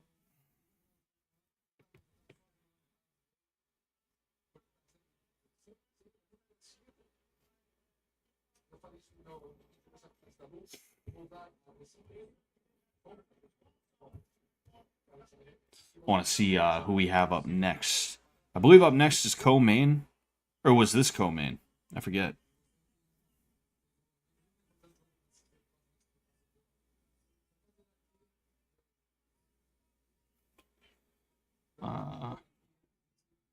UFC. Yes, that was the co-main right there. Okay, so I'm gonna take a quick piss. All right, I'll be right back. Seems like we're gonna have an earlier co-main then. In that case, main event. In that case, they'll probably give us they'll probably give like 10 to 15 minutes. But yeah.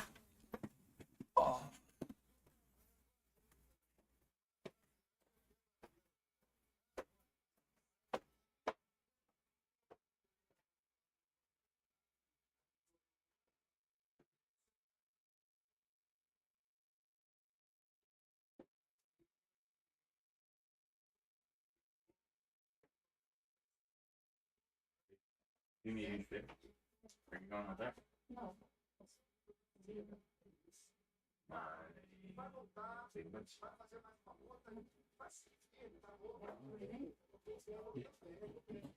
Alright, never mind.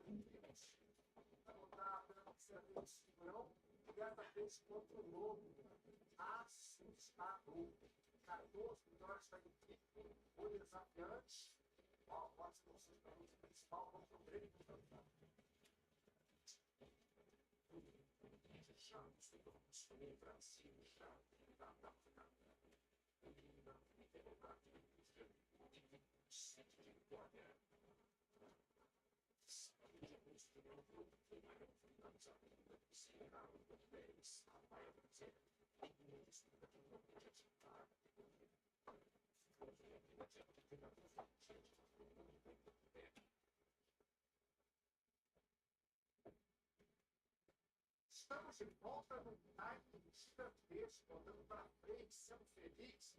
Temos dia 11 de outubro, você vai destacar todo mundo. Temos já para ver as coisas.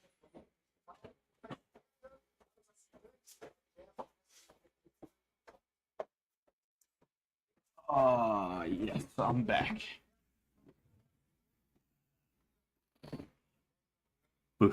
Bhupesh Patil sent a message and then retracted it. I don't know what it says. I'm curious. Oh, Bhupesh Patil said Diddy P or cum shot. I hope it's Diddy P. I hope it's Diddy P. I'll say that much. Really think the betting odds are being rigged. Again, it's the Saudis, dude. I'm telling you. Oh man. I'm trying to get back into fight mode. I'm trying to I have a tournament coming up in October. Me and the other guy that likes to fight out of my gym, we're gonna do it. And it's nothing like crazy. It's nothing like real serious or anything like that. Truthfully, we're only going there because he needs a little bit more experience if he's gonna fight again. And me, I want to get back in there and shake a little bit of dust off. In addition to that, I'm also going to be doing Shuai Jiao, jacket wrestling, Chinese jacket wrestling. I'm like, that's a definite. I'm definitely going to be doing the Shuai Jiao, but I might be doing their kickboxing tournament as well. Oh, excuse me.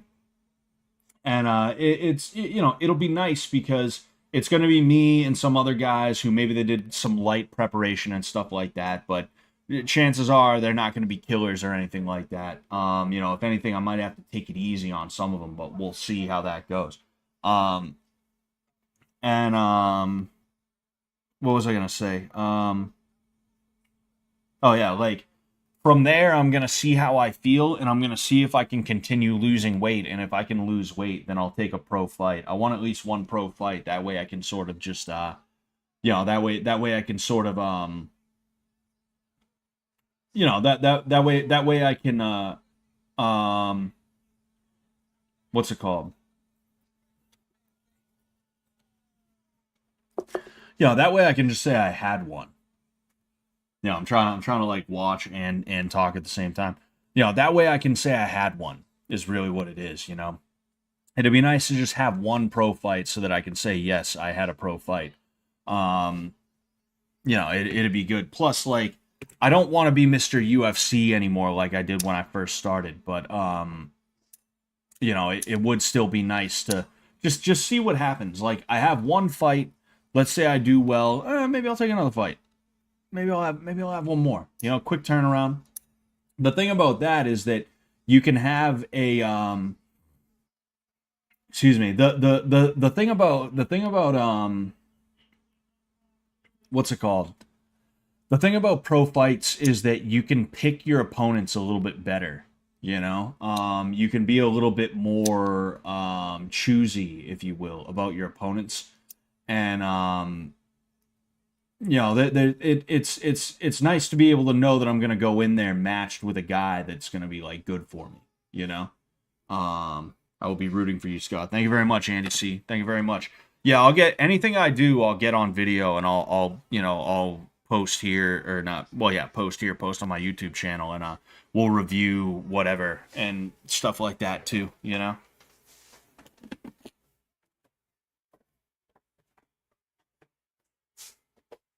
The big thing for me is trying my best to lose weight.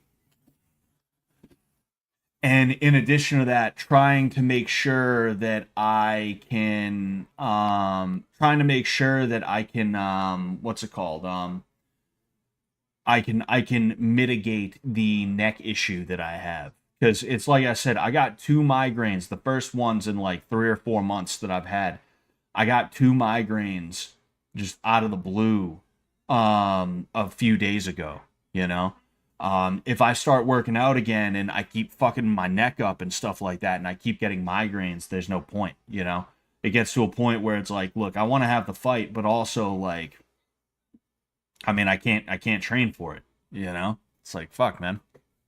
There's a bunch of different reasons why I'm in the position I'm in now with my weight and stuff like that. And one of the big ones is that, like, for a while I would work out and I would get migraines because of how bad my neck was, It's frustrating. It is what it is, though. We're about to hit that that thing though with the stuff. You know what I'm talking about, that thing with the stuff. Oh, is it Dricus or Dricus? I'm confused.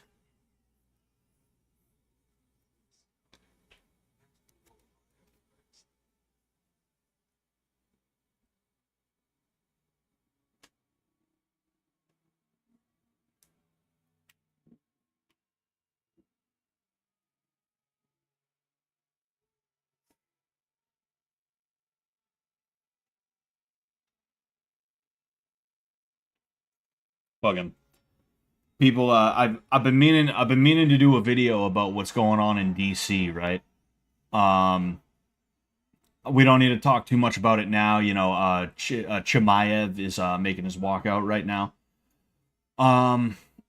But I think it's really great what they're doing to DC. You know, I've been to DC once in my life, and I tell the story every now and again. I got attacked by a crackhead pretty much immediately. You know, if they could clean up the streets, that'd be real, real nice. You know, um, and one thing that I see people complaining about is people getting arrested just for carrying firearms without a license. And people are sitting there like, oh, but dude, like it's not. Oh, it wasn't a Palestine flag. Okay, all right, okay. I was confused by that, but or was it? I forget what a Palestine flag looks like now that I think of it. But I don't think that's one. Anyway, um, like people are talking like, "Oh, Trump shouldn't be doing that, dude. He shouldn't be arresting people just for having guns. It's your constitutional right to have them." And it's like, yes, it's your constitutional right to have guns. You should definitely be allowed to have guns. But you know what? I'm not allowed to have guns. So if I'm not allowed to have guns, then sorry, I don't want a black teenager who listens to King Von to have a gun either. I don't care if he's got priors or if he doesn't have priors. If he has priors, throw him in jail. If he doesn't have priors, I mean, still maybe do something, you know, community service, something, whatever. But definitely don't let him have the fucking firearm, dude. Call me whatever you want. Whatever, I don't care. You know, I don't have to let people who would rob and kill me for fun. Not even because they need the money, but because I'm white and they see it as a racial humiliation revenge thing, you know? I don't have to stick up for people like that, you know? If I can't have it, they can't either. And if I can have it, then all right, fine, whatever. I don't care that they have a gun because the thing is, I'm a lot smarter than them and I'm going to be a much better shot than they are in the first place. So when I see them walking over to me in a hoodie with their hands concealed, like, he'll never know that I'm coming over to rob him, I'll be ready to fucking pull my shit and fucking kill that guy, you know? But since I'm not allowed to do that, then they shouldn't be allowed to either. Tyquavius Jaquanius from fucking Washington, D.C., he shouldn't be allowed to do that either, you know? It's either everybody gets it or nobody gets it. There can't be this weird thing where people sit there and they're like, oh, well, I mean, just repeal the NFA then. Make concealed carry, make constitutional carry and the right to self-defense legal across the board in all 50 states. It's like, yeah, that'd be real nice. It'd be real great if we could do that. You think that's actually going to happen, though? No, it's not. It's not going to happen. At least it's not going to happen today. So today, that kid's getting arrested. You know? It's like, fuck off. You related to MMA Guru? Yeah, I'm his dad, actually. I'm his dad. I have a few, don't carry though. Yeah, and I don't have any. I don't have any because it's pointless to even have one in Massachusetts because if you use your gun to defend your life, your family's life, your property, your anything in Massachusetts, you're done. You're done. You're done, kiddo. You're done, kiddo. You're done. I can't be the only one who gets a little nervous when I'm walking down the street and I see the YNs on the block just chilling. Yeah, exactly. You know, some dude walking around with a mask, and yeah, that's the kind of guy that I think should have guns. That's the kind of guy that I think should have guns. The kind of guy who walks around in a mask and listens to King Von. Yeah, that's whose gun rights I want to defend. That's whose gun rights I want to defend.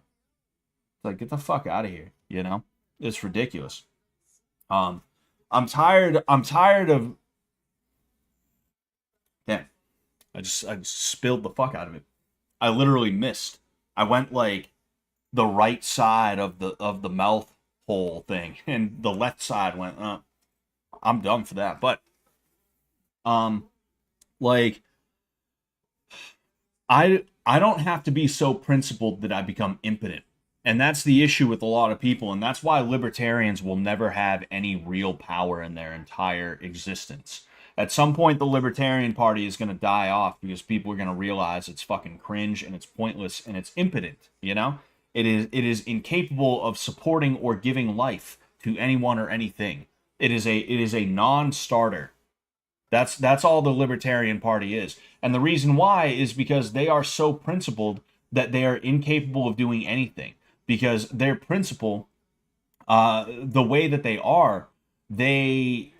believe in they believe in things that, much like communism, on paper sound real nice, but in reality there's some big issues with it, you know.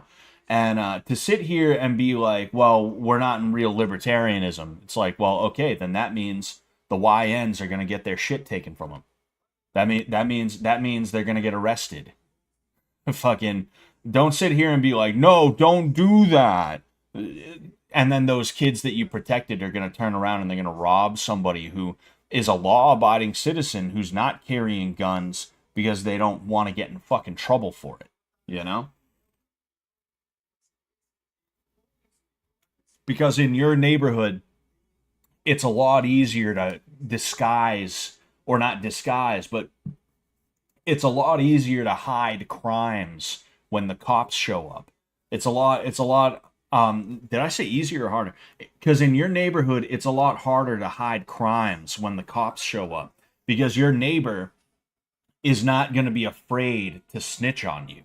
Because he doesn't know you as a guy who, if you snitch on him, if he snitches on you, excuse me, you and your boys are gonna kick in his door or something like that. Meanwhile, you go into the DC ghetto and nobody's telling on anyone for anything at all, for any reason. You know, it's preposterous. And it's no such thing as home field advantage according to law. I don't know exactly what you mean by that, TS53. I'm wondering what you mean by that specifically. All right, so we have Duplex versus Chimaev, or as I've been calling him, Ham Hock Chimpanzee. Yeah, I mean, my brain says Chimaev, my heart says Duplessis, you know. But yeah, like I'm not gonna advocate for the right of my killer. I'm not gonna advocate for the rights of my enemy. I'm not doing that. I'm done doing that. Call me what you want. I don't care. It does not matter to me. The bottom line is I'm not gonna let some dude who has bad intentions carry a gun. Fuck that. You know, if I have something I can do about it, I'm gonna do something about it. If the cops are able to do something about it, then yeah, the cops should come and they should do something about it. You know, um, it's just dumb as fuck. You know, uh, cause and effect state. A lot of rap music is honestly witchcraft. I still love rap though. Oh yeah, 100%.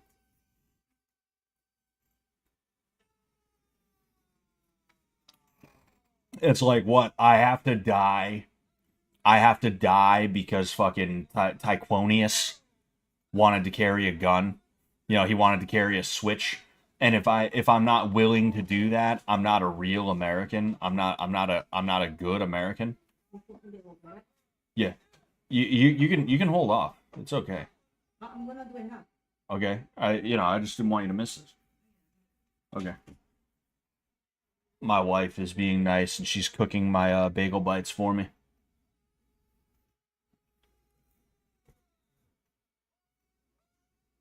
But yeah, we got to stop playing for principles. We got to start playing to win. Like I always kind of knew this, but around the beginning of the year when Sam released that Dear Vivek video, he said that America is not a piece of paper. It's not ideals. America is a people. Um, and we have to stop playing like we're a set of ideals that are written down on a paper, and if we don't always 100% adhere to them, well then, by golly, we have lost our way. This is not what the founders intended. I don't think the founders intended for what many of them would have considered to be slaves. Fucking, if the founders were walking the streets right now, they'd be like, well, this is a very big plantation. I wonder who owns this town. These slave quarters are gigantic. He must be extremely rich. Wow, like literally, that's probably how baffled they would be at the concept of DC. That when they saw it at first, they'd be like, wow, huh? That's a lot of slaves around. They'd literally be looking like that, you know.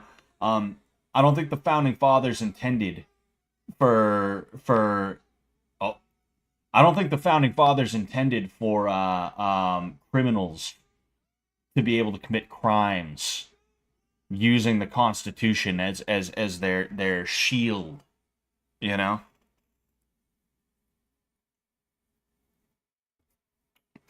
And literally, I actually agree on a certain level too. I agree on a certain level with the libertarians. As a libertarian myself, but I'm not a libertarian like they are, right? Um, I agree that everybody should be allowed to have guns. But again, we return to that central piece of if I can't go in and buy a gun right now and take it home with me immediately and carry it around with me without getting fucked with at all, not getting arrested, no laws broken, etc., then they should not be able to either. If I can't defend myself with a firearm, neither should they. But here we are, round one. A teep from Chimaev, followed by... Oh, wow. Wow. Okay, that was pretty crazy. So Chimaev shot in for a double leg, and Duplessis basically just flipped him. It didn't end up amounting to anything, but like seeing that, that's like a first day of jiu-jitsu thing. It's so funny to see that almost work on someone like Khamzat Chimaev. Your first day of jiu-jitsu, someone takes you down into side control and you just try and roll with them. To see that almost work on Khamzat was the funniest fucking thing. But Khamzat is now in side control. Duplessis is trying to get some space. He's trying to hip out. Khamzat not doing a whole lot of damage right now, though he is passing his Duplessis' right arm in between his leg. So right now it's just those punches aren't really doing anything. Also, he's being warned to not hit the back of the head, talking about Chimaev. So Chimaev has him in a crucifix position right now.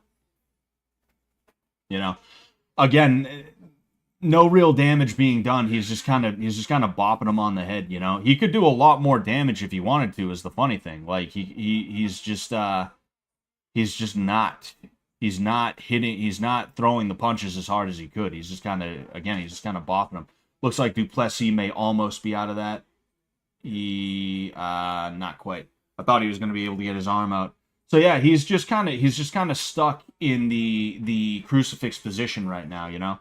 And Chimaev is just kind of, he's scoring, but he's not, you know. There's no like he's scoring, but there's no actual damage being done, you know. Duplessis trying to hip up practically to get out of that. See, it's a tough situation for Duplessis to be in. What he's got to do is he's got to try and focus on getting his left arm out if he can, because that right now isn't really being held in any way, shape, or form. It's not really being held. If anything, he's keeping it in there himself at this point. He could get that out real quick, and he could then get his right arm out and go back to trying to hip escape or stand up. I don't know if he's just trying to not gas out or something like that. Oh, see, there he is. He exploded. Now he's out of that crucifix. He needs to tickle him. DPS pits are wide open. Yes. It almost feels like High Ecuador is here with us right now. So, right now, Chimaev's still in the side control, just kind of hanging out there. You know, Duplessis is actually doing sort of not exactly the opposite of what he should be doing, but you know, he's holding position is what he's doing. He's just holding position.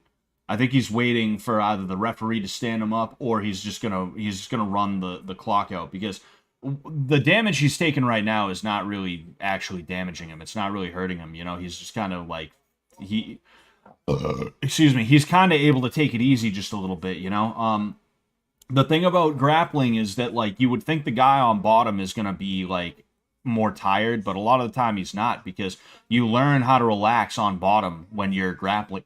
You know, it's actually the guy who's on top that tends to get more tired because he has to spend all that energy keeping the dude on bottom down, you know? Every time the dude on bottom moves, the guy on top isn't 100% sure what's happening, so he has to tense his whole body and get ready to move. Meanwhile, the guy on bottom is just adjusting slightly because he's got a wedgie or something like that, you know? And I'm not saying like don't get me wrong, I'm sure Chimaev is very, very well. I'm sure he's very well conditioned. I'm sure it's not like that big of a thing, you know. Like this one round spent on top most of the time. I don't think it's gonna. He's got his back now. Chimaev got. Oh, but no, Duplessis is out, and he is trying to sprawl, but it does not quite work. He is in the side control again. He has Chimaev's head in what is supposed to be a guillotine, but, you know, he's not going to be able to finish it. Chimaev is now out.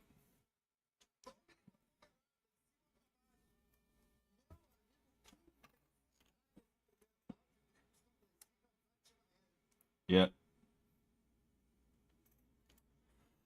So, yeah, I mean, everybody knew Chimaev was going to be able to take him down, and this is part of the reason why, like, I think that Duplessis will lose is that, you know, he is, it's going to be really hard for him to stop that takedown. But yeah, I mean, we'll see what the next round has to offer. It's kind of a situation where like I think Duplessis' best bet is going to be to try and make sure that Chimaev cannot get started. And what I mean by that is they can't just go right out and Chimaev shoots in on him right away. He's gotta stop that from happening immediately. He's got to make Chimaev chase him, and he's got to start making Chimaev a little bit nervous as to where when he moves around, when he not moves around, but more specifically when he tries to move into range to shoot in for that takedown, he is going to be able to basically do stuff like that, you know, scare him with kicks, with punches, you know. Oh man, damn. And you see that's what like if there's one thing I will give people like Chimaev and like Khabib credit for. One thing that I actually do look to them for is really good chain wrestling. He shot in for that double. It didn't quite happen. It actually looked like Duplessis was going to get out for a second, and then he ended up chaining. He chain wrestled his way into getting the back, you know? And again, he's kind of in a situation where he's not doing much damage, you know, he's just controlling, you know? Even Duplessis is trying to get up. He's doing a lot more than he was doing before that. But again, Chimaev taking the back. He's got a 2-on-1 right now. He's got a 2-on-1 and a Western. You don't see that. You don't see that in again like when it comes to those Dagestanis and those other like you know former Russian republics and stuff like that. Like if there's one thing I will give them credit for, it's their use of folk style wrestling. You know, Chimaev had a Western in a second ago. That was really cool to see. It looks like he's trying to scoop another Western up there. So what a Western is Chimaev, in this case, he would use his right leg to scoop up the ankle of Duplessis when he has his leg on the ground, right? Look out for that if you want to see what I'm talking about exactly. You can see Duplessis is just kind of like, dude, this is fucking annoying, you know? Like, and again, like, when Chimaev is actively wrestling, it's actually kind of cool to see. I actually appreciate it. But this right here is just like, you know, the ref's got to stand him up, dude. The ref's got to be like, hey, action. Somebody do something, you know? We've seen Duplessis try to stand up multiple times. We have seen Chimaev not do much other than just knee him in the butt. He's needed him in the butt plenty of times. I'm sure his ass is a little sore, you know. Up, up, ooh, up. Chimaev took an opportunity that was awarded to him by Duplessis trying to punch him, and he was going for a rear naked choke.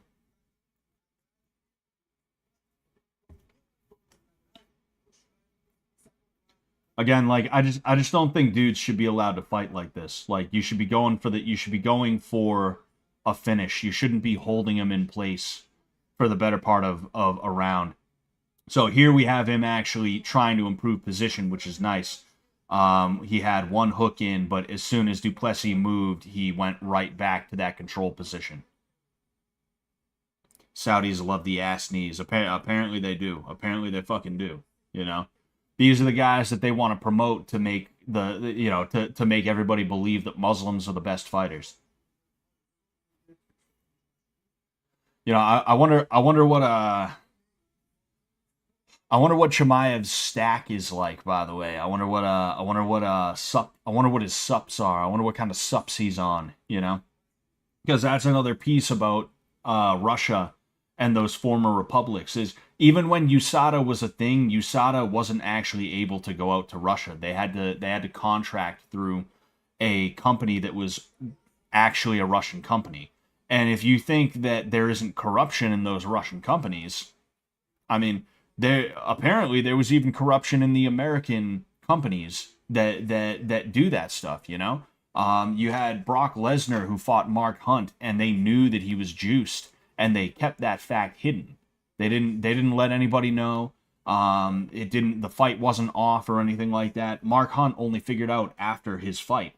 So it's like, well, if it's happening in America, you bet your ass it's happening in Russia, and especially Chechnya or Dagestan or wherever he trains, because I don't think he trains direct in Chechnya anymore. I think he is in Saudi Arabia now. I think that's where he trains, but I'm not exactly. I forget exactly where he trains. I know he lives in Saudi Arabia, is what I was saying. But it's like, I wonder what kind of shit he's on, you know?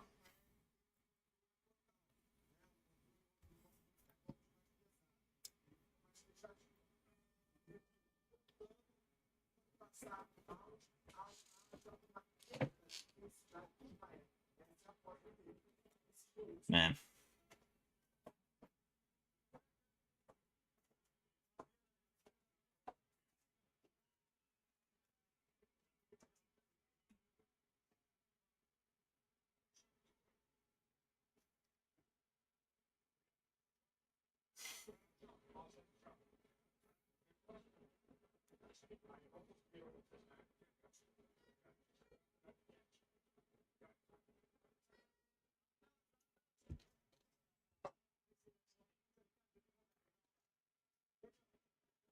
Ah, boy. It's ridiculous. This just sucks to watch. I don't know how people were excited about this fight. They were excited because the way Dricus is, he's the kind of guy who will fall into a win. And that's what people were hoping, is that they were going to fall into a win. Is that he was going to fall into a win against Chimaev. That's what people were really hoping for, you know? And that's what people are still hoping for. I'm still hoping. I'm still hoping we're gonna see like that right there. Like that was a nice jab, but unfortunately it didn't do it. Like I was literally just about to say, like, I'm hoping to see, like, he just throws a wild uppercut, and that's when Chimaev decides to shoot in for a takedown, and he shoots right into the fucking uppercut. Like, that's the type of shit that everybody's hoping to see. That's what everybody's waiting to see, you know? And unfortunately, it's not happening. You know, we have Chimaev who gets another takedown. Gee, what a surprise! He actually passes the guard, and he goes into a side control that is very similar to the one that he was in the start of the fight.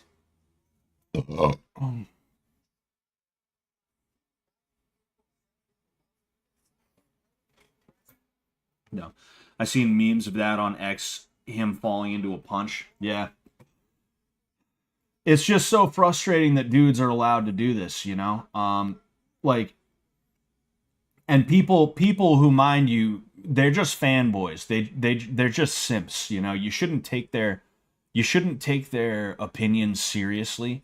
But these simps will be like, "Oh, dude, if you don't like this is MMA. If you don't like grappling, just watch boxing." It's like they're not even he's not even grappling.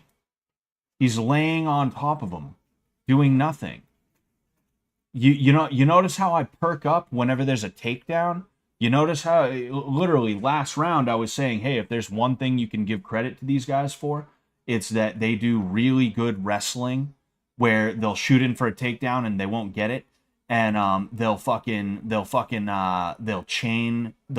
together takedowns and stuff like that until they get it. That's really really cool. But after that, it's just a control position, and they're not actually trying to do damage. Again, here we are. We are literally in the position we were in round one.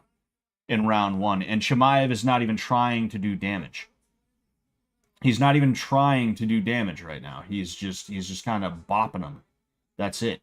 The amount of punches Dricus has taken thus far, to see the damage on his face, which there's practically none. You can see a couple of marks here and there.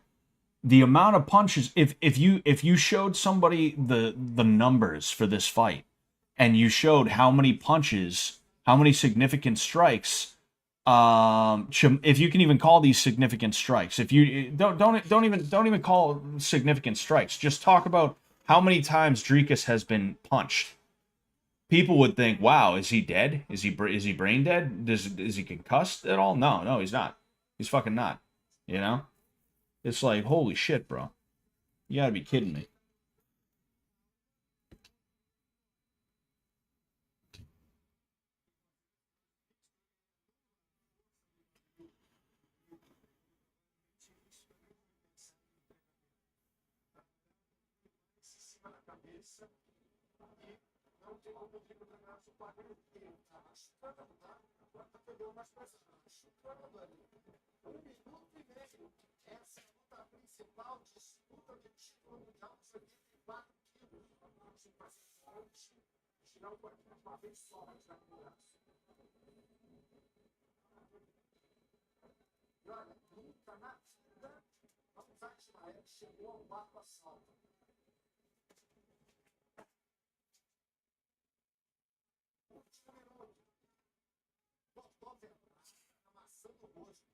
It's not even worth it to say anything. It's just the same. It's just more of the same.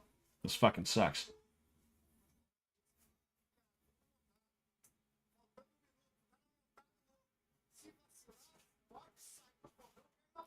Okay. We have probably the end of the fight here. Maybe, I don't know. Uh, Dricus is fighting off a rear naked choke. There's not quite a body triangle, but I would assume what's his face is gonna go for a body triangle. Chimaev is. I would guess. I don't know. Saddest title fight in UFC history. Yeah, yeah, and not like I'd honestly call the fight now if I was the ref. Yeah, like it's not like he's not even taking tons of damage. It's literally just fucking boring. It's just boring. He's not. It's not.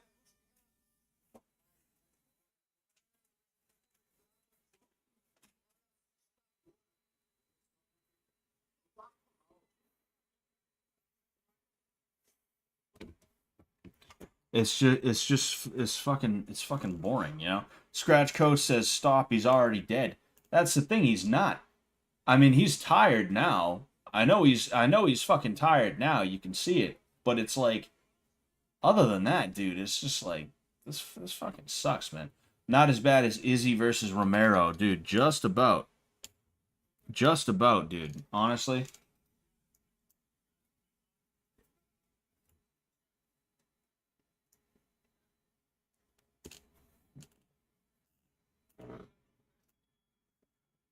That just fucking sucks, dude.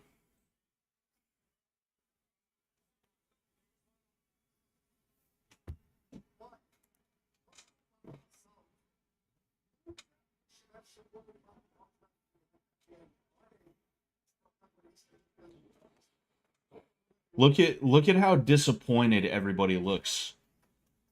They thank you so much, baby. They just showed the crowd. There's fighters and non-fighters in the crowd. They all look bored to fucking tears. They all look like they're like, yo, why did I show up tonight? This sucks, man. Oh, Dricus got out. But again, like chain wrestling, like you know, it's really cool to see. But now we're literally we're about to see butt knees again. We're in the butt knee position now. We're in the butt knee position now, guys. We're gonna see some butt knees coming up. Hey, don't you worry. This fight just got a whole lot better. This fight just got a whole lot better.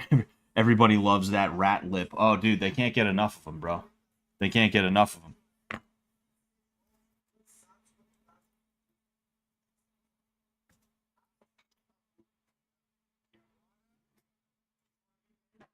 I don't know.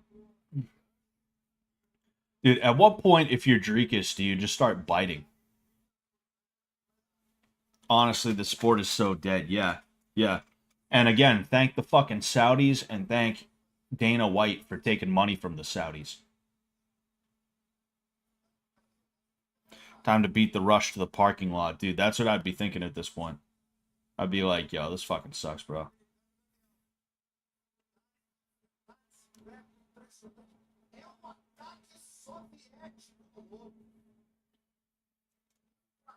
We're back to butt knee position. We're back to butt knee position, guys.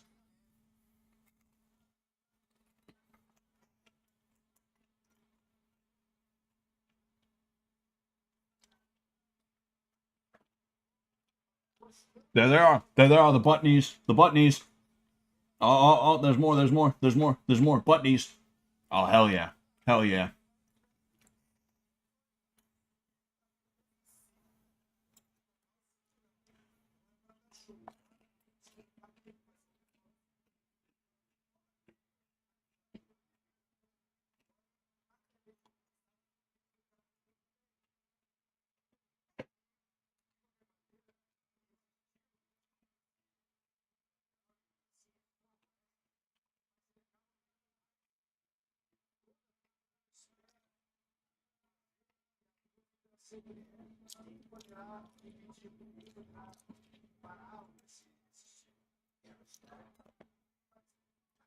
Again, it's like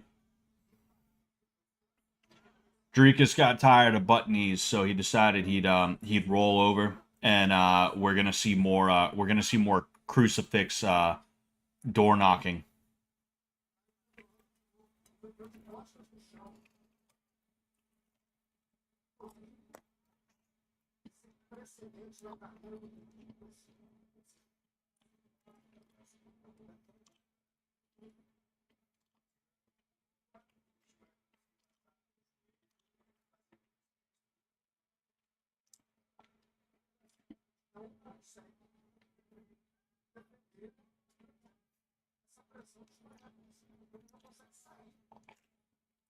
There's nothing to even tell guys about.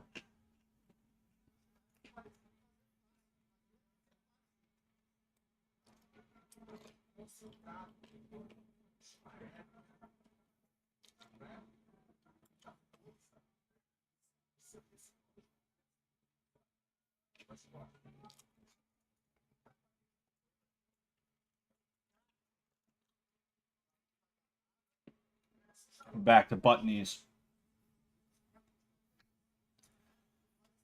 Oh, gee, we get stood up, finally. Less than a minute left in round 4. We get stood up.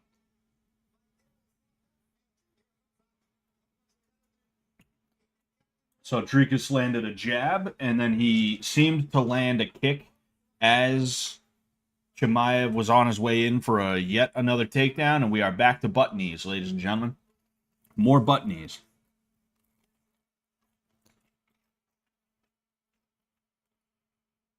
Wow, I sure am excited to have a champ who's just going to do that exactly for... wow, I sure am excited to have a champ who's just going to do exactly this for 5 years. Yeah. Yeah.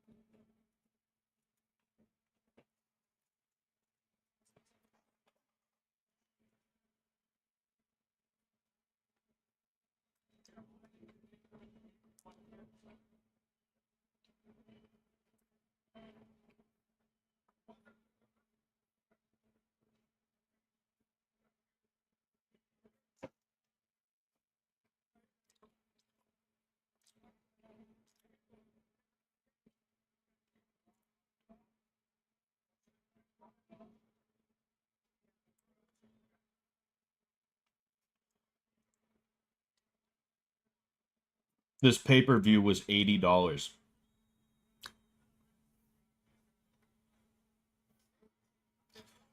Imagine paying $80 for this. Imagine paying $80 for this bullshit. For butt knees. I wonder how many butt knees are gonna get landed this round.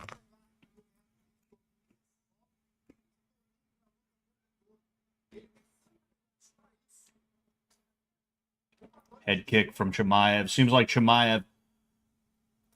Chimaev wants to stand, but as soon as Duplessis went in, he level changed. There's a level change.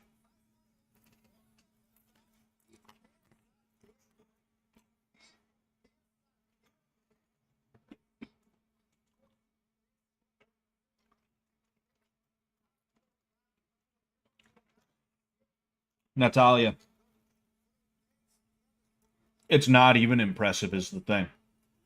The ground control is not impressive. This is anyone can do this. Anyone can do this. You don't even have to be good at grappling. You don't literally I could teach you to do this your first day and you could do it and you could do it just as good and in some cases even better than how he's doing it right now. This crucifix right here. We have an attempt at an Americana, but it didn't work. And we're back to butt knees. Back to butt knee position. But like as somebody who knows what he's talking about from the technical side, I can tell you that what Chimaev is doing right now is not technically impressive. You know? What's technically impressive is the takedowns themselves. Those are really impressive. Every now and again, there is a pretty cool transition. But this right here, no. It fucking sucks. There's nothing crazy esoteric. You can literally see what he's doing, you know? I don't even need to explain it in, like, extreme detail. This sucks, even from a technical standpoint.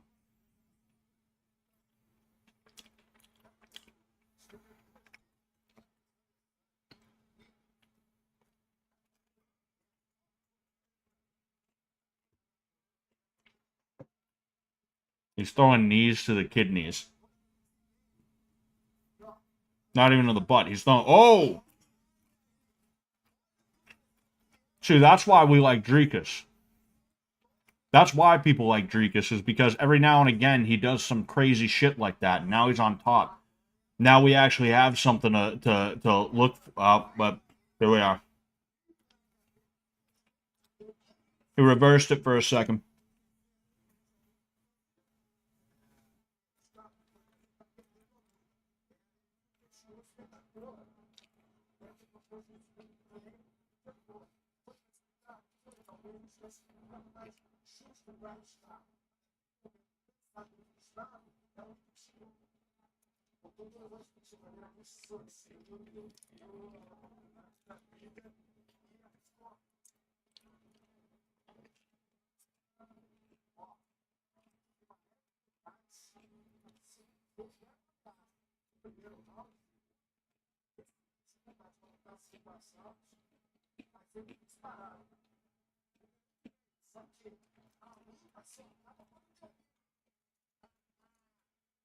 Here we are.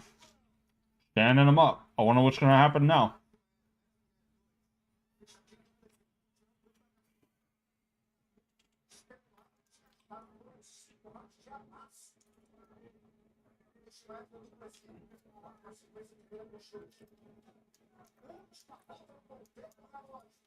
Oh. See, and that's the crazy thing, too, is that, like, Chimaev knew he had to shoot him for the takedowns. He landed a few punches on Chimaev, and one of them looked like it hurt for a second, but yeah, I think it just staggered him. I didn't think it like hurt him. So now we have Duplessis. He was actually able to stuff one of these takedowns, and he was able to reverse a takedown. Okay, he is in the mount position. Now he's in a back take. Oh my gosh. Oh my, no way. Oh, dude, wow. Wow, that would have been so insane. He had a fulcrum choke on Chimaev. Wow, dude, he's just got to go for it, bro. He's just got to go for it. He's got to put a hand underneath the nose, lift, and then go underneath, and he can get the take. He can get the whatever it's called. Oh, man.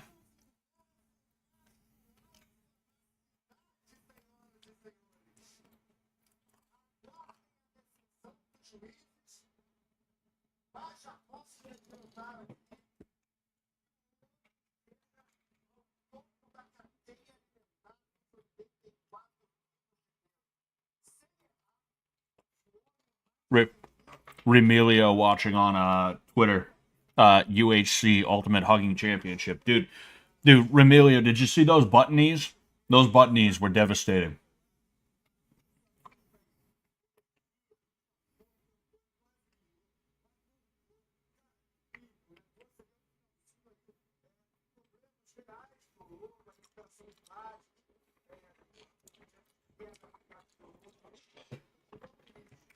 Peace out, Alabama man.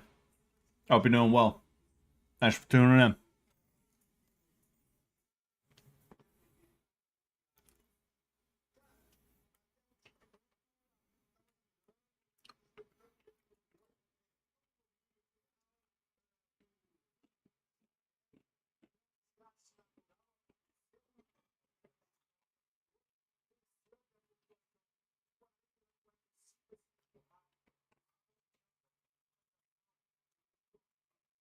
I would be so flustered. Yeah, dude, fucking honestly.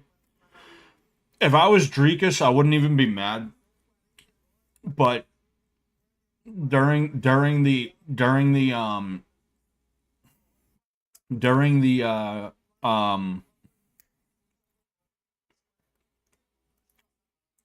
sorry. During the presser after, I would be like, yo, alright, he's a champion now, he won, okay, fine, whatever, cool. That was fucking bullshit though. Like they people should not be allowed to fight like that. There needs to be rule changes to ensure that you can't win a fight via butt knees for 5 rounds.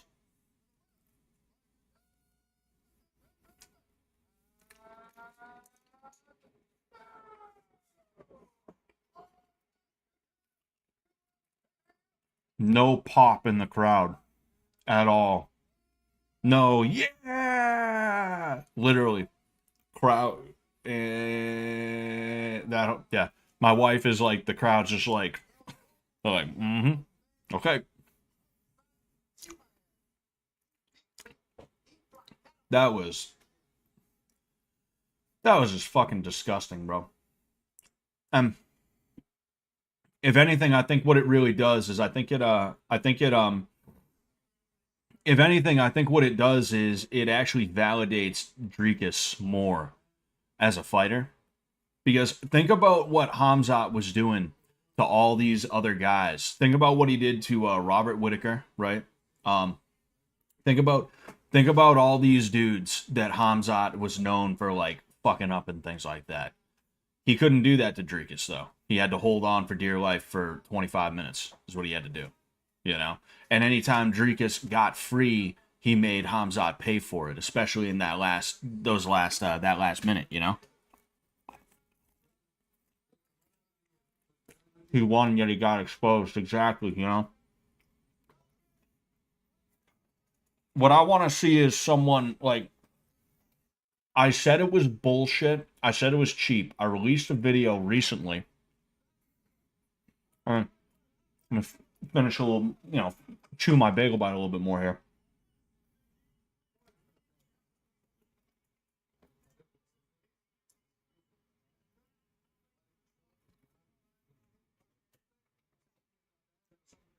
What was the answer to that, baby? It's a toy. What he's saying right now, Joe Rogan asked him what his plan was. Oh, he said he didn't have any plan. He just got inside there, got inside there and, decided Right. to do. Right. No plan. Yeah. No plan, no fight. But I said it was a bullshit way to win in a video I put out recently. I don't appreciate things that are rule breaks or things that are borderline, things that are like legal cheating or anything like that. I don't think it's acceptable. And I think people need to be punished. Whether it's like they're punished within MMA, like they're not allowed to fight again for this or whatever, right? Or if it's that they are punished socially, meaning everybody shames that person.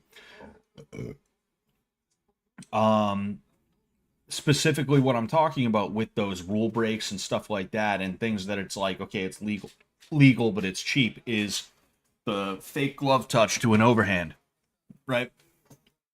Like every single round they came out and they touched gloves and then they stood in front of each other for a half a second to a second before they started moving around and stuff like that. After this, I don't give a fuck. I want to see somebody, even Drekus. Let's say they give him a rematch. I want to see him come out, touch gloves, bang. I want to see him fake the glove touch and just kick right up the middle, just fucking bang, just fucking stick the balls of his feet right underneath Chimaev's chin. Fuck the other lip up. Fuck the other side of the lip up. That's what I want to see. That's what I want to see.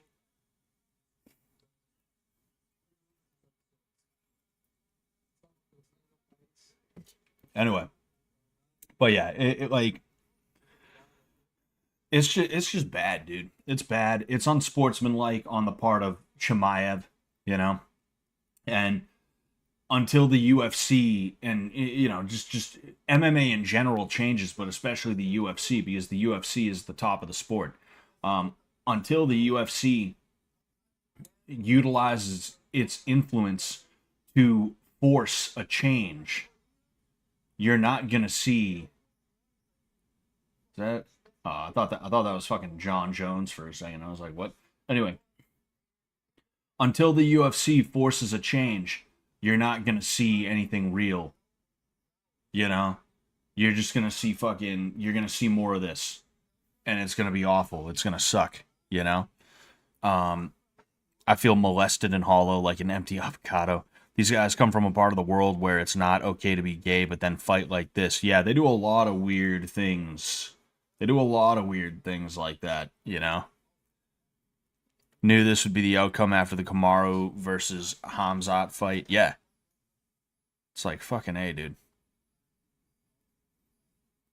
Anyway. I appreciate you guys for tuning in. I am going to stream tomorrow, most likely. I'm going to figure it all out. But, I'm most likely streaming tomorrow, too, because this is not my usual stream. I do these whenever I feel like, there's some good, MMA fights on and stuff like that. We'll go ahead and we'll watch. But, yeah, thank you for tuning in. Again, I appreciate you guys. I will talk to you later. All right. Try and have a good night. Try and forget about what we just saw. And, peace out.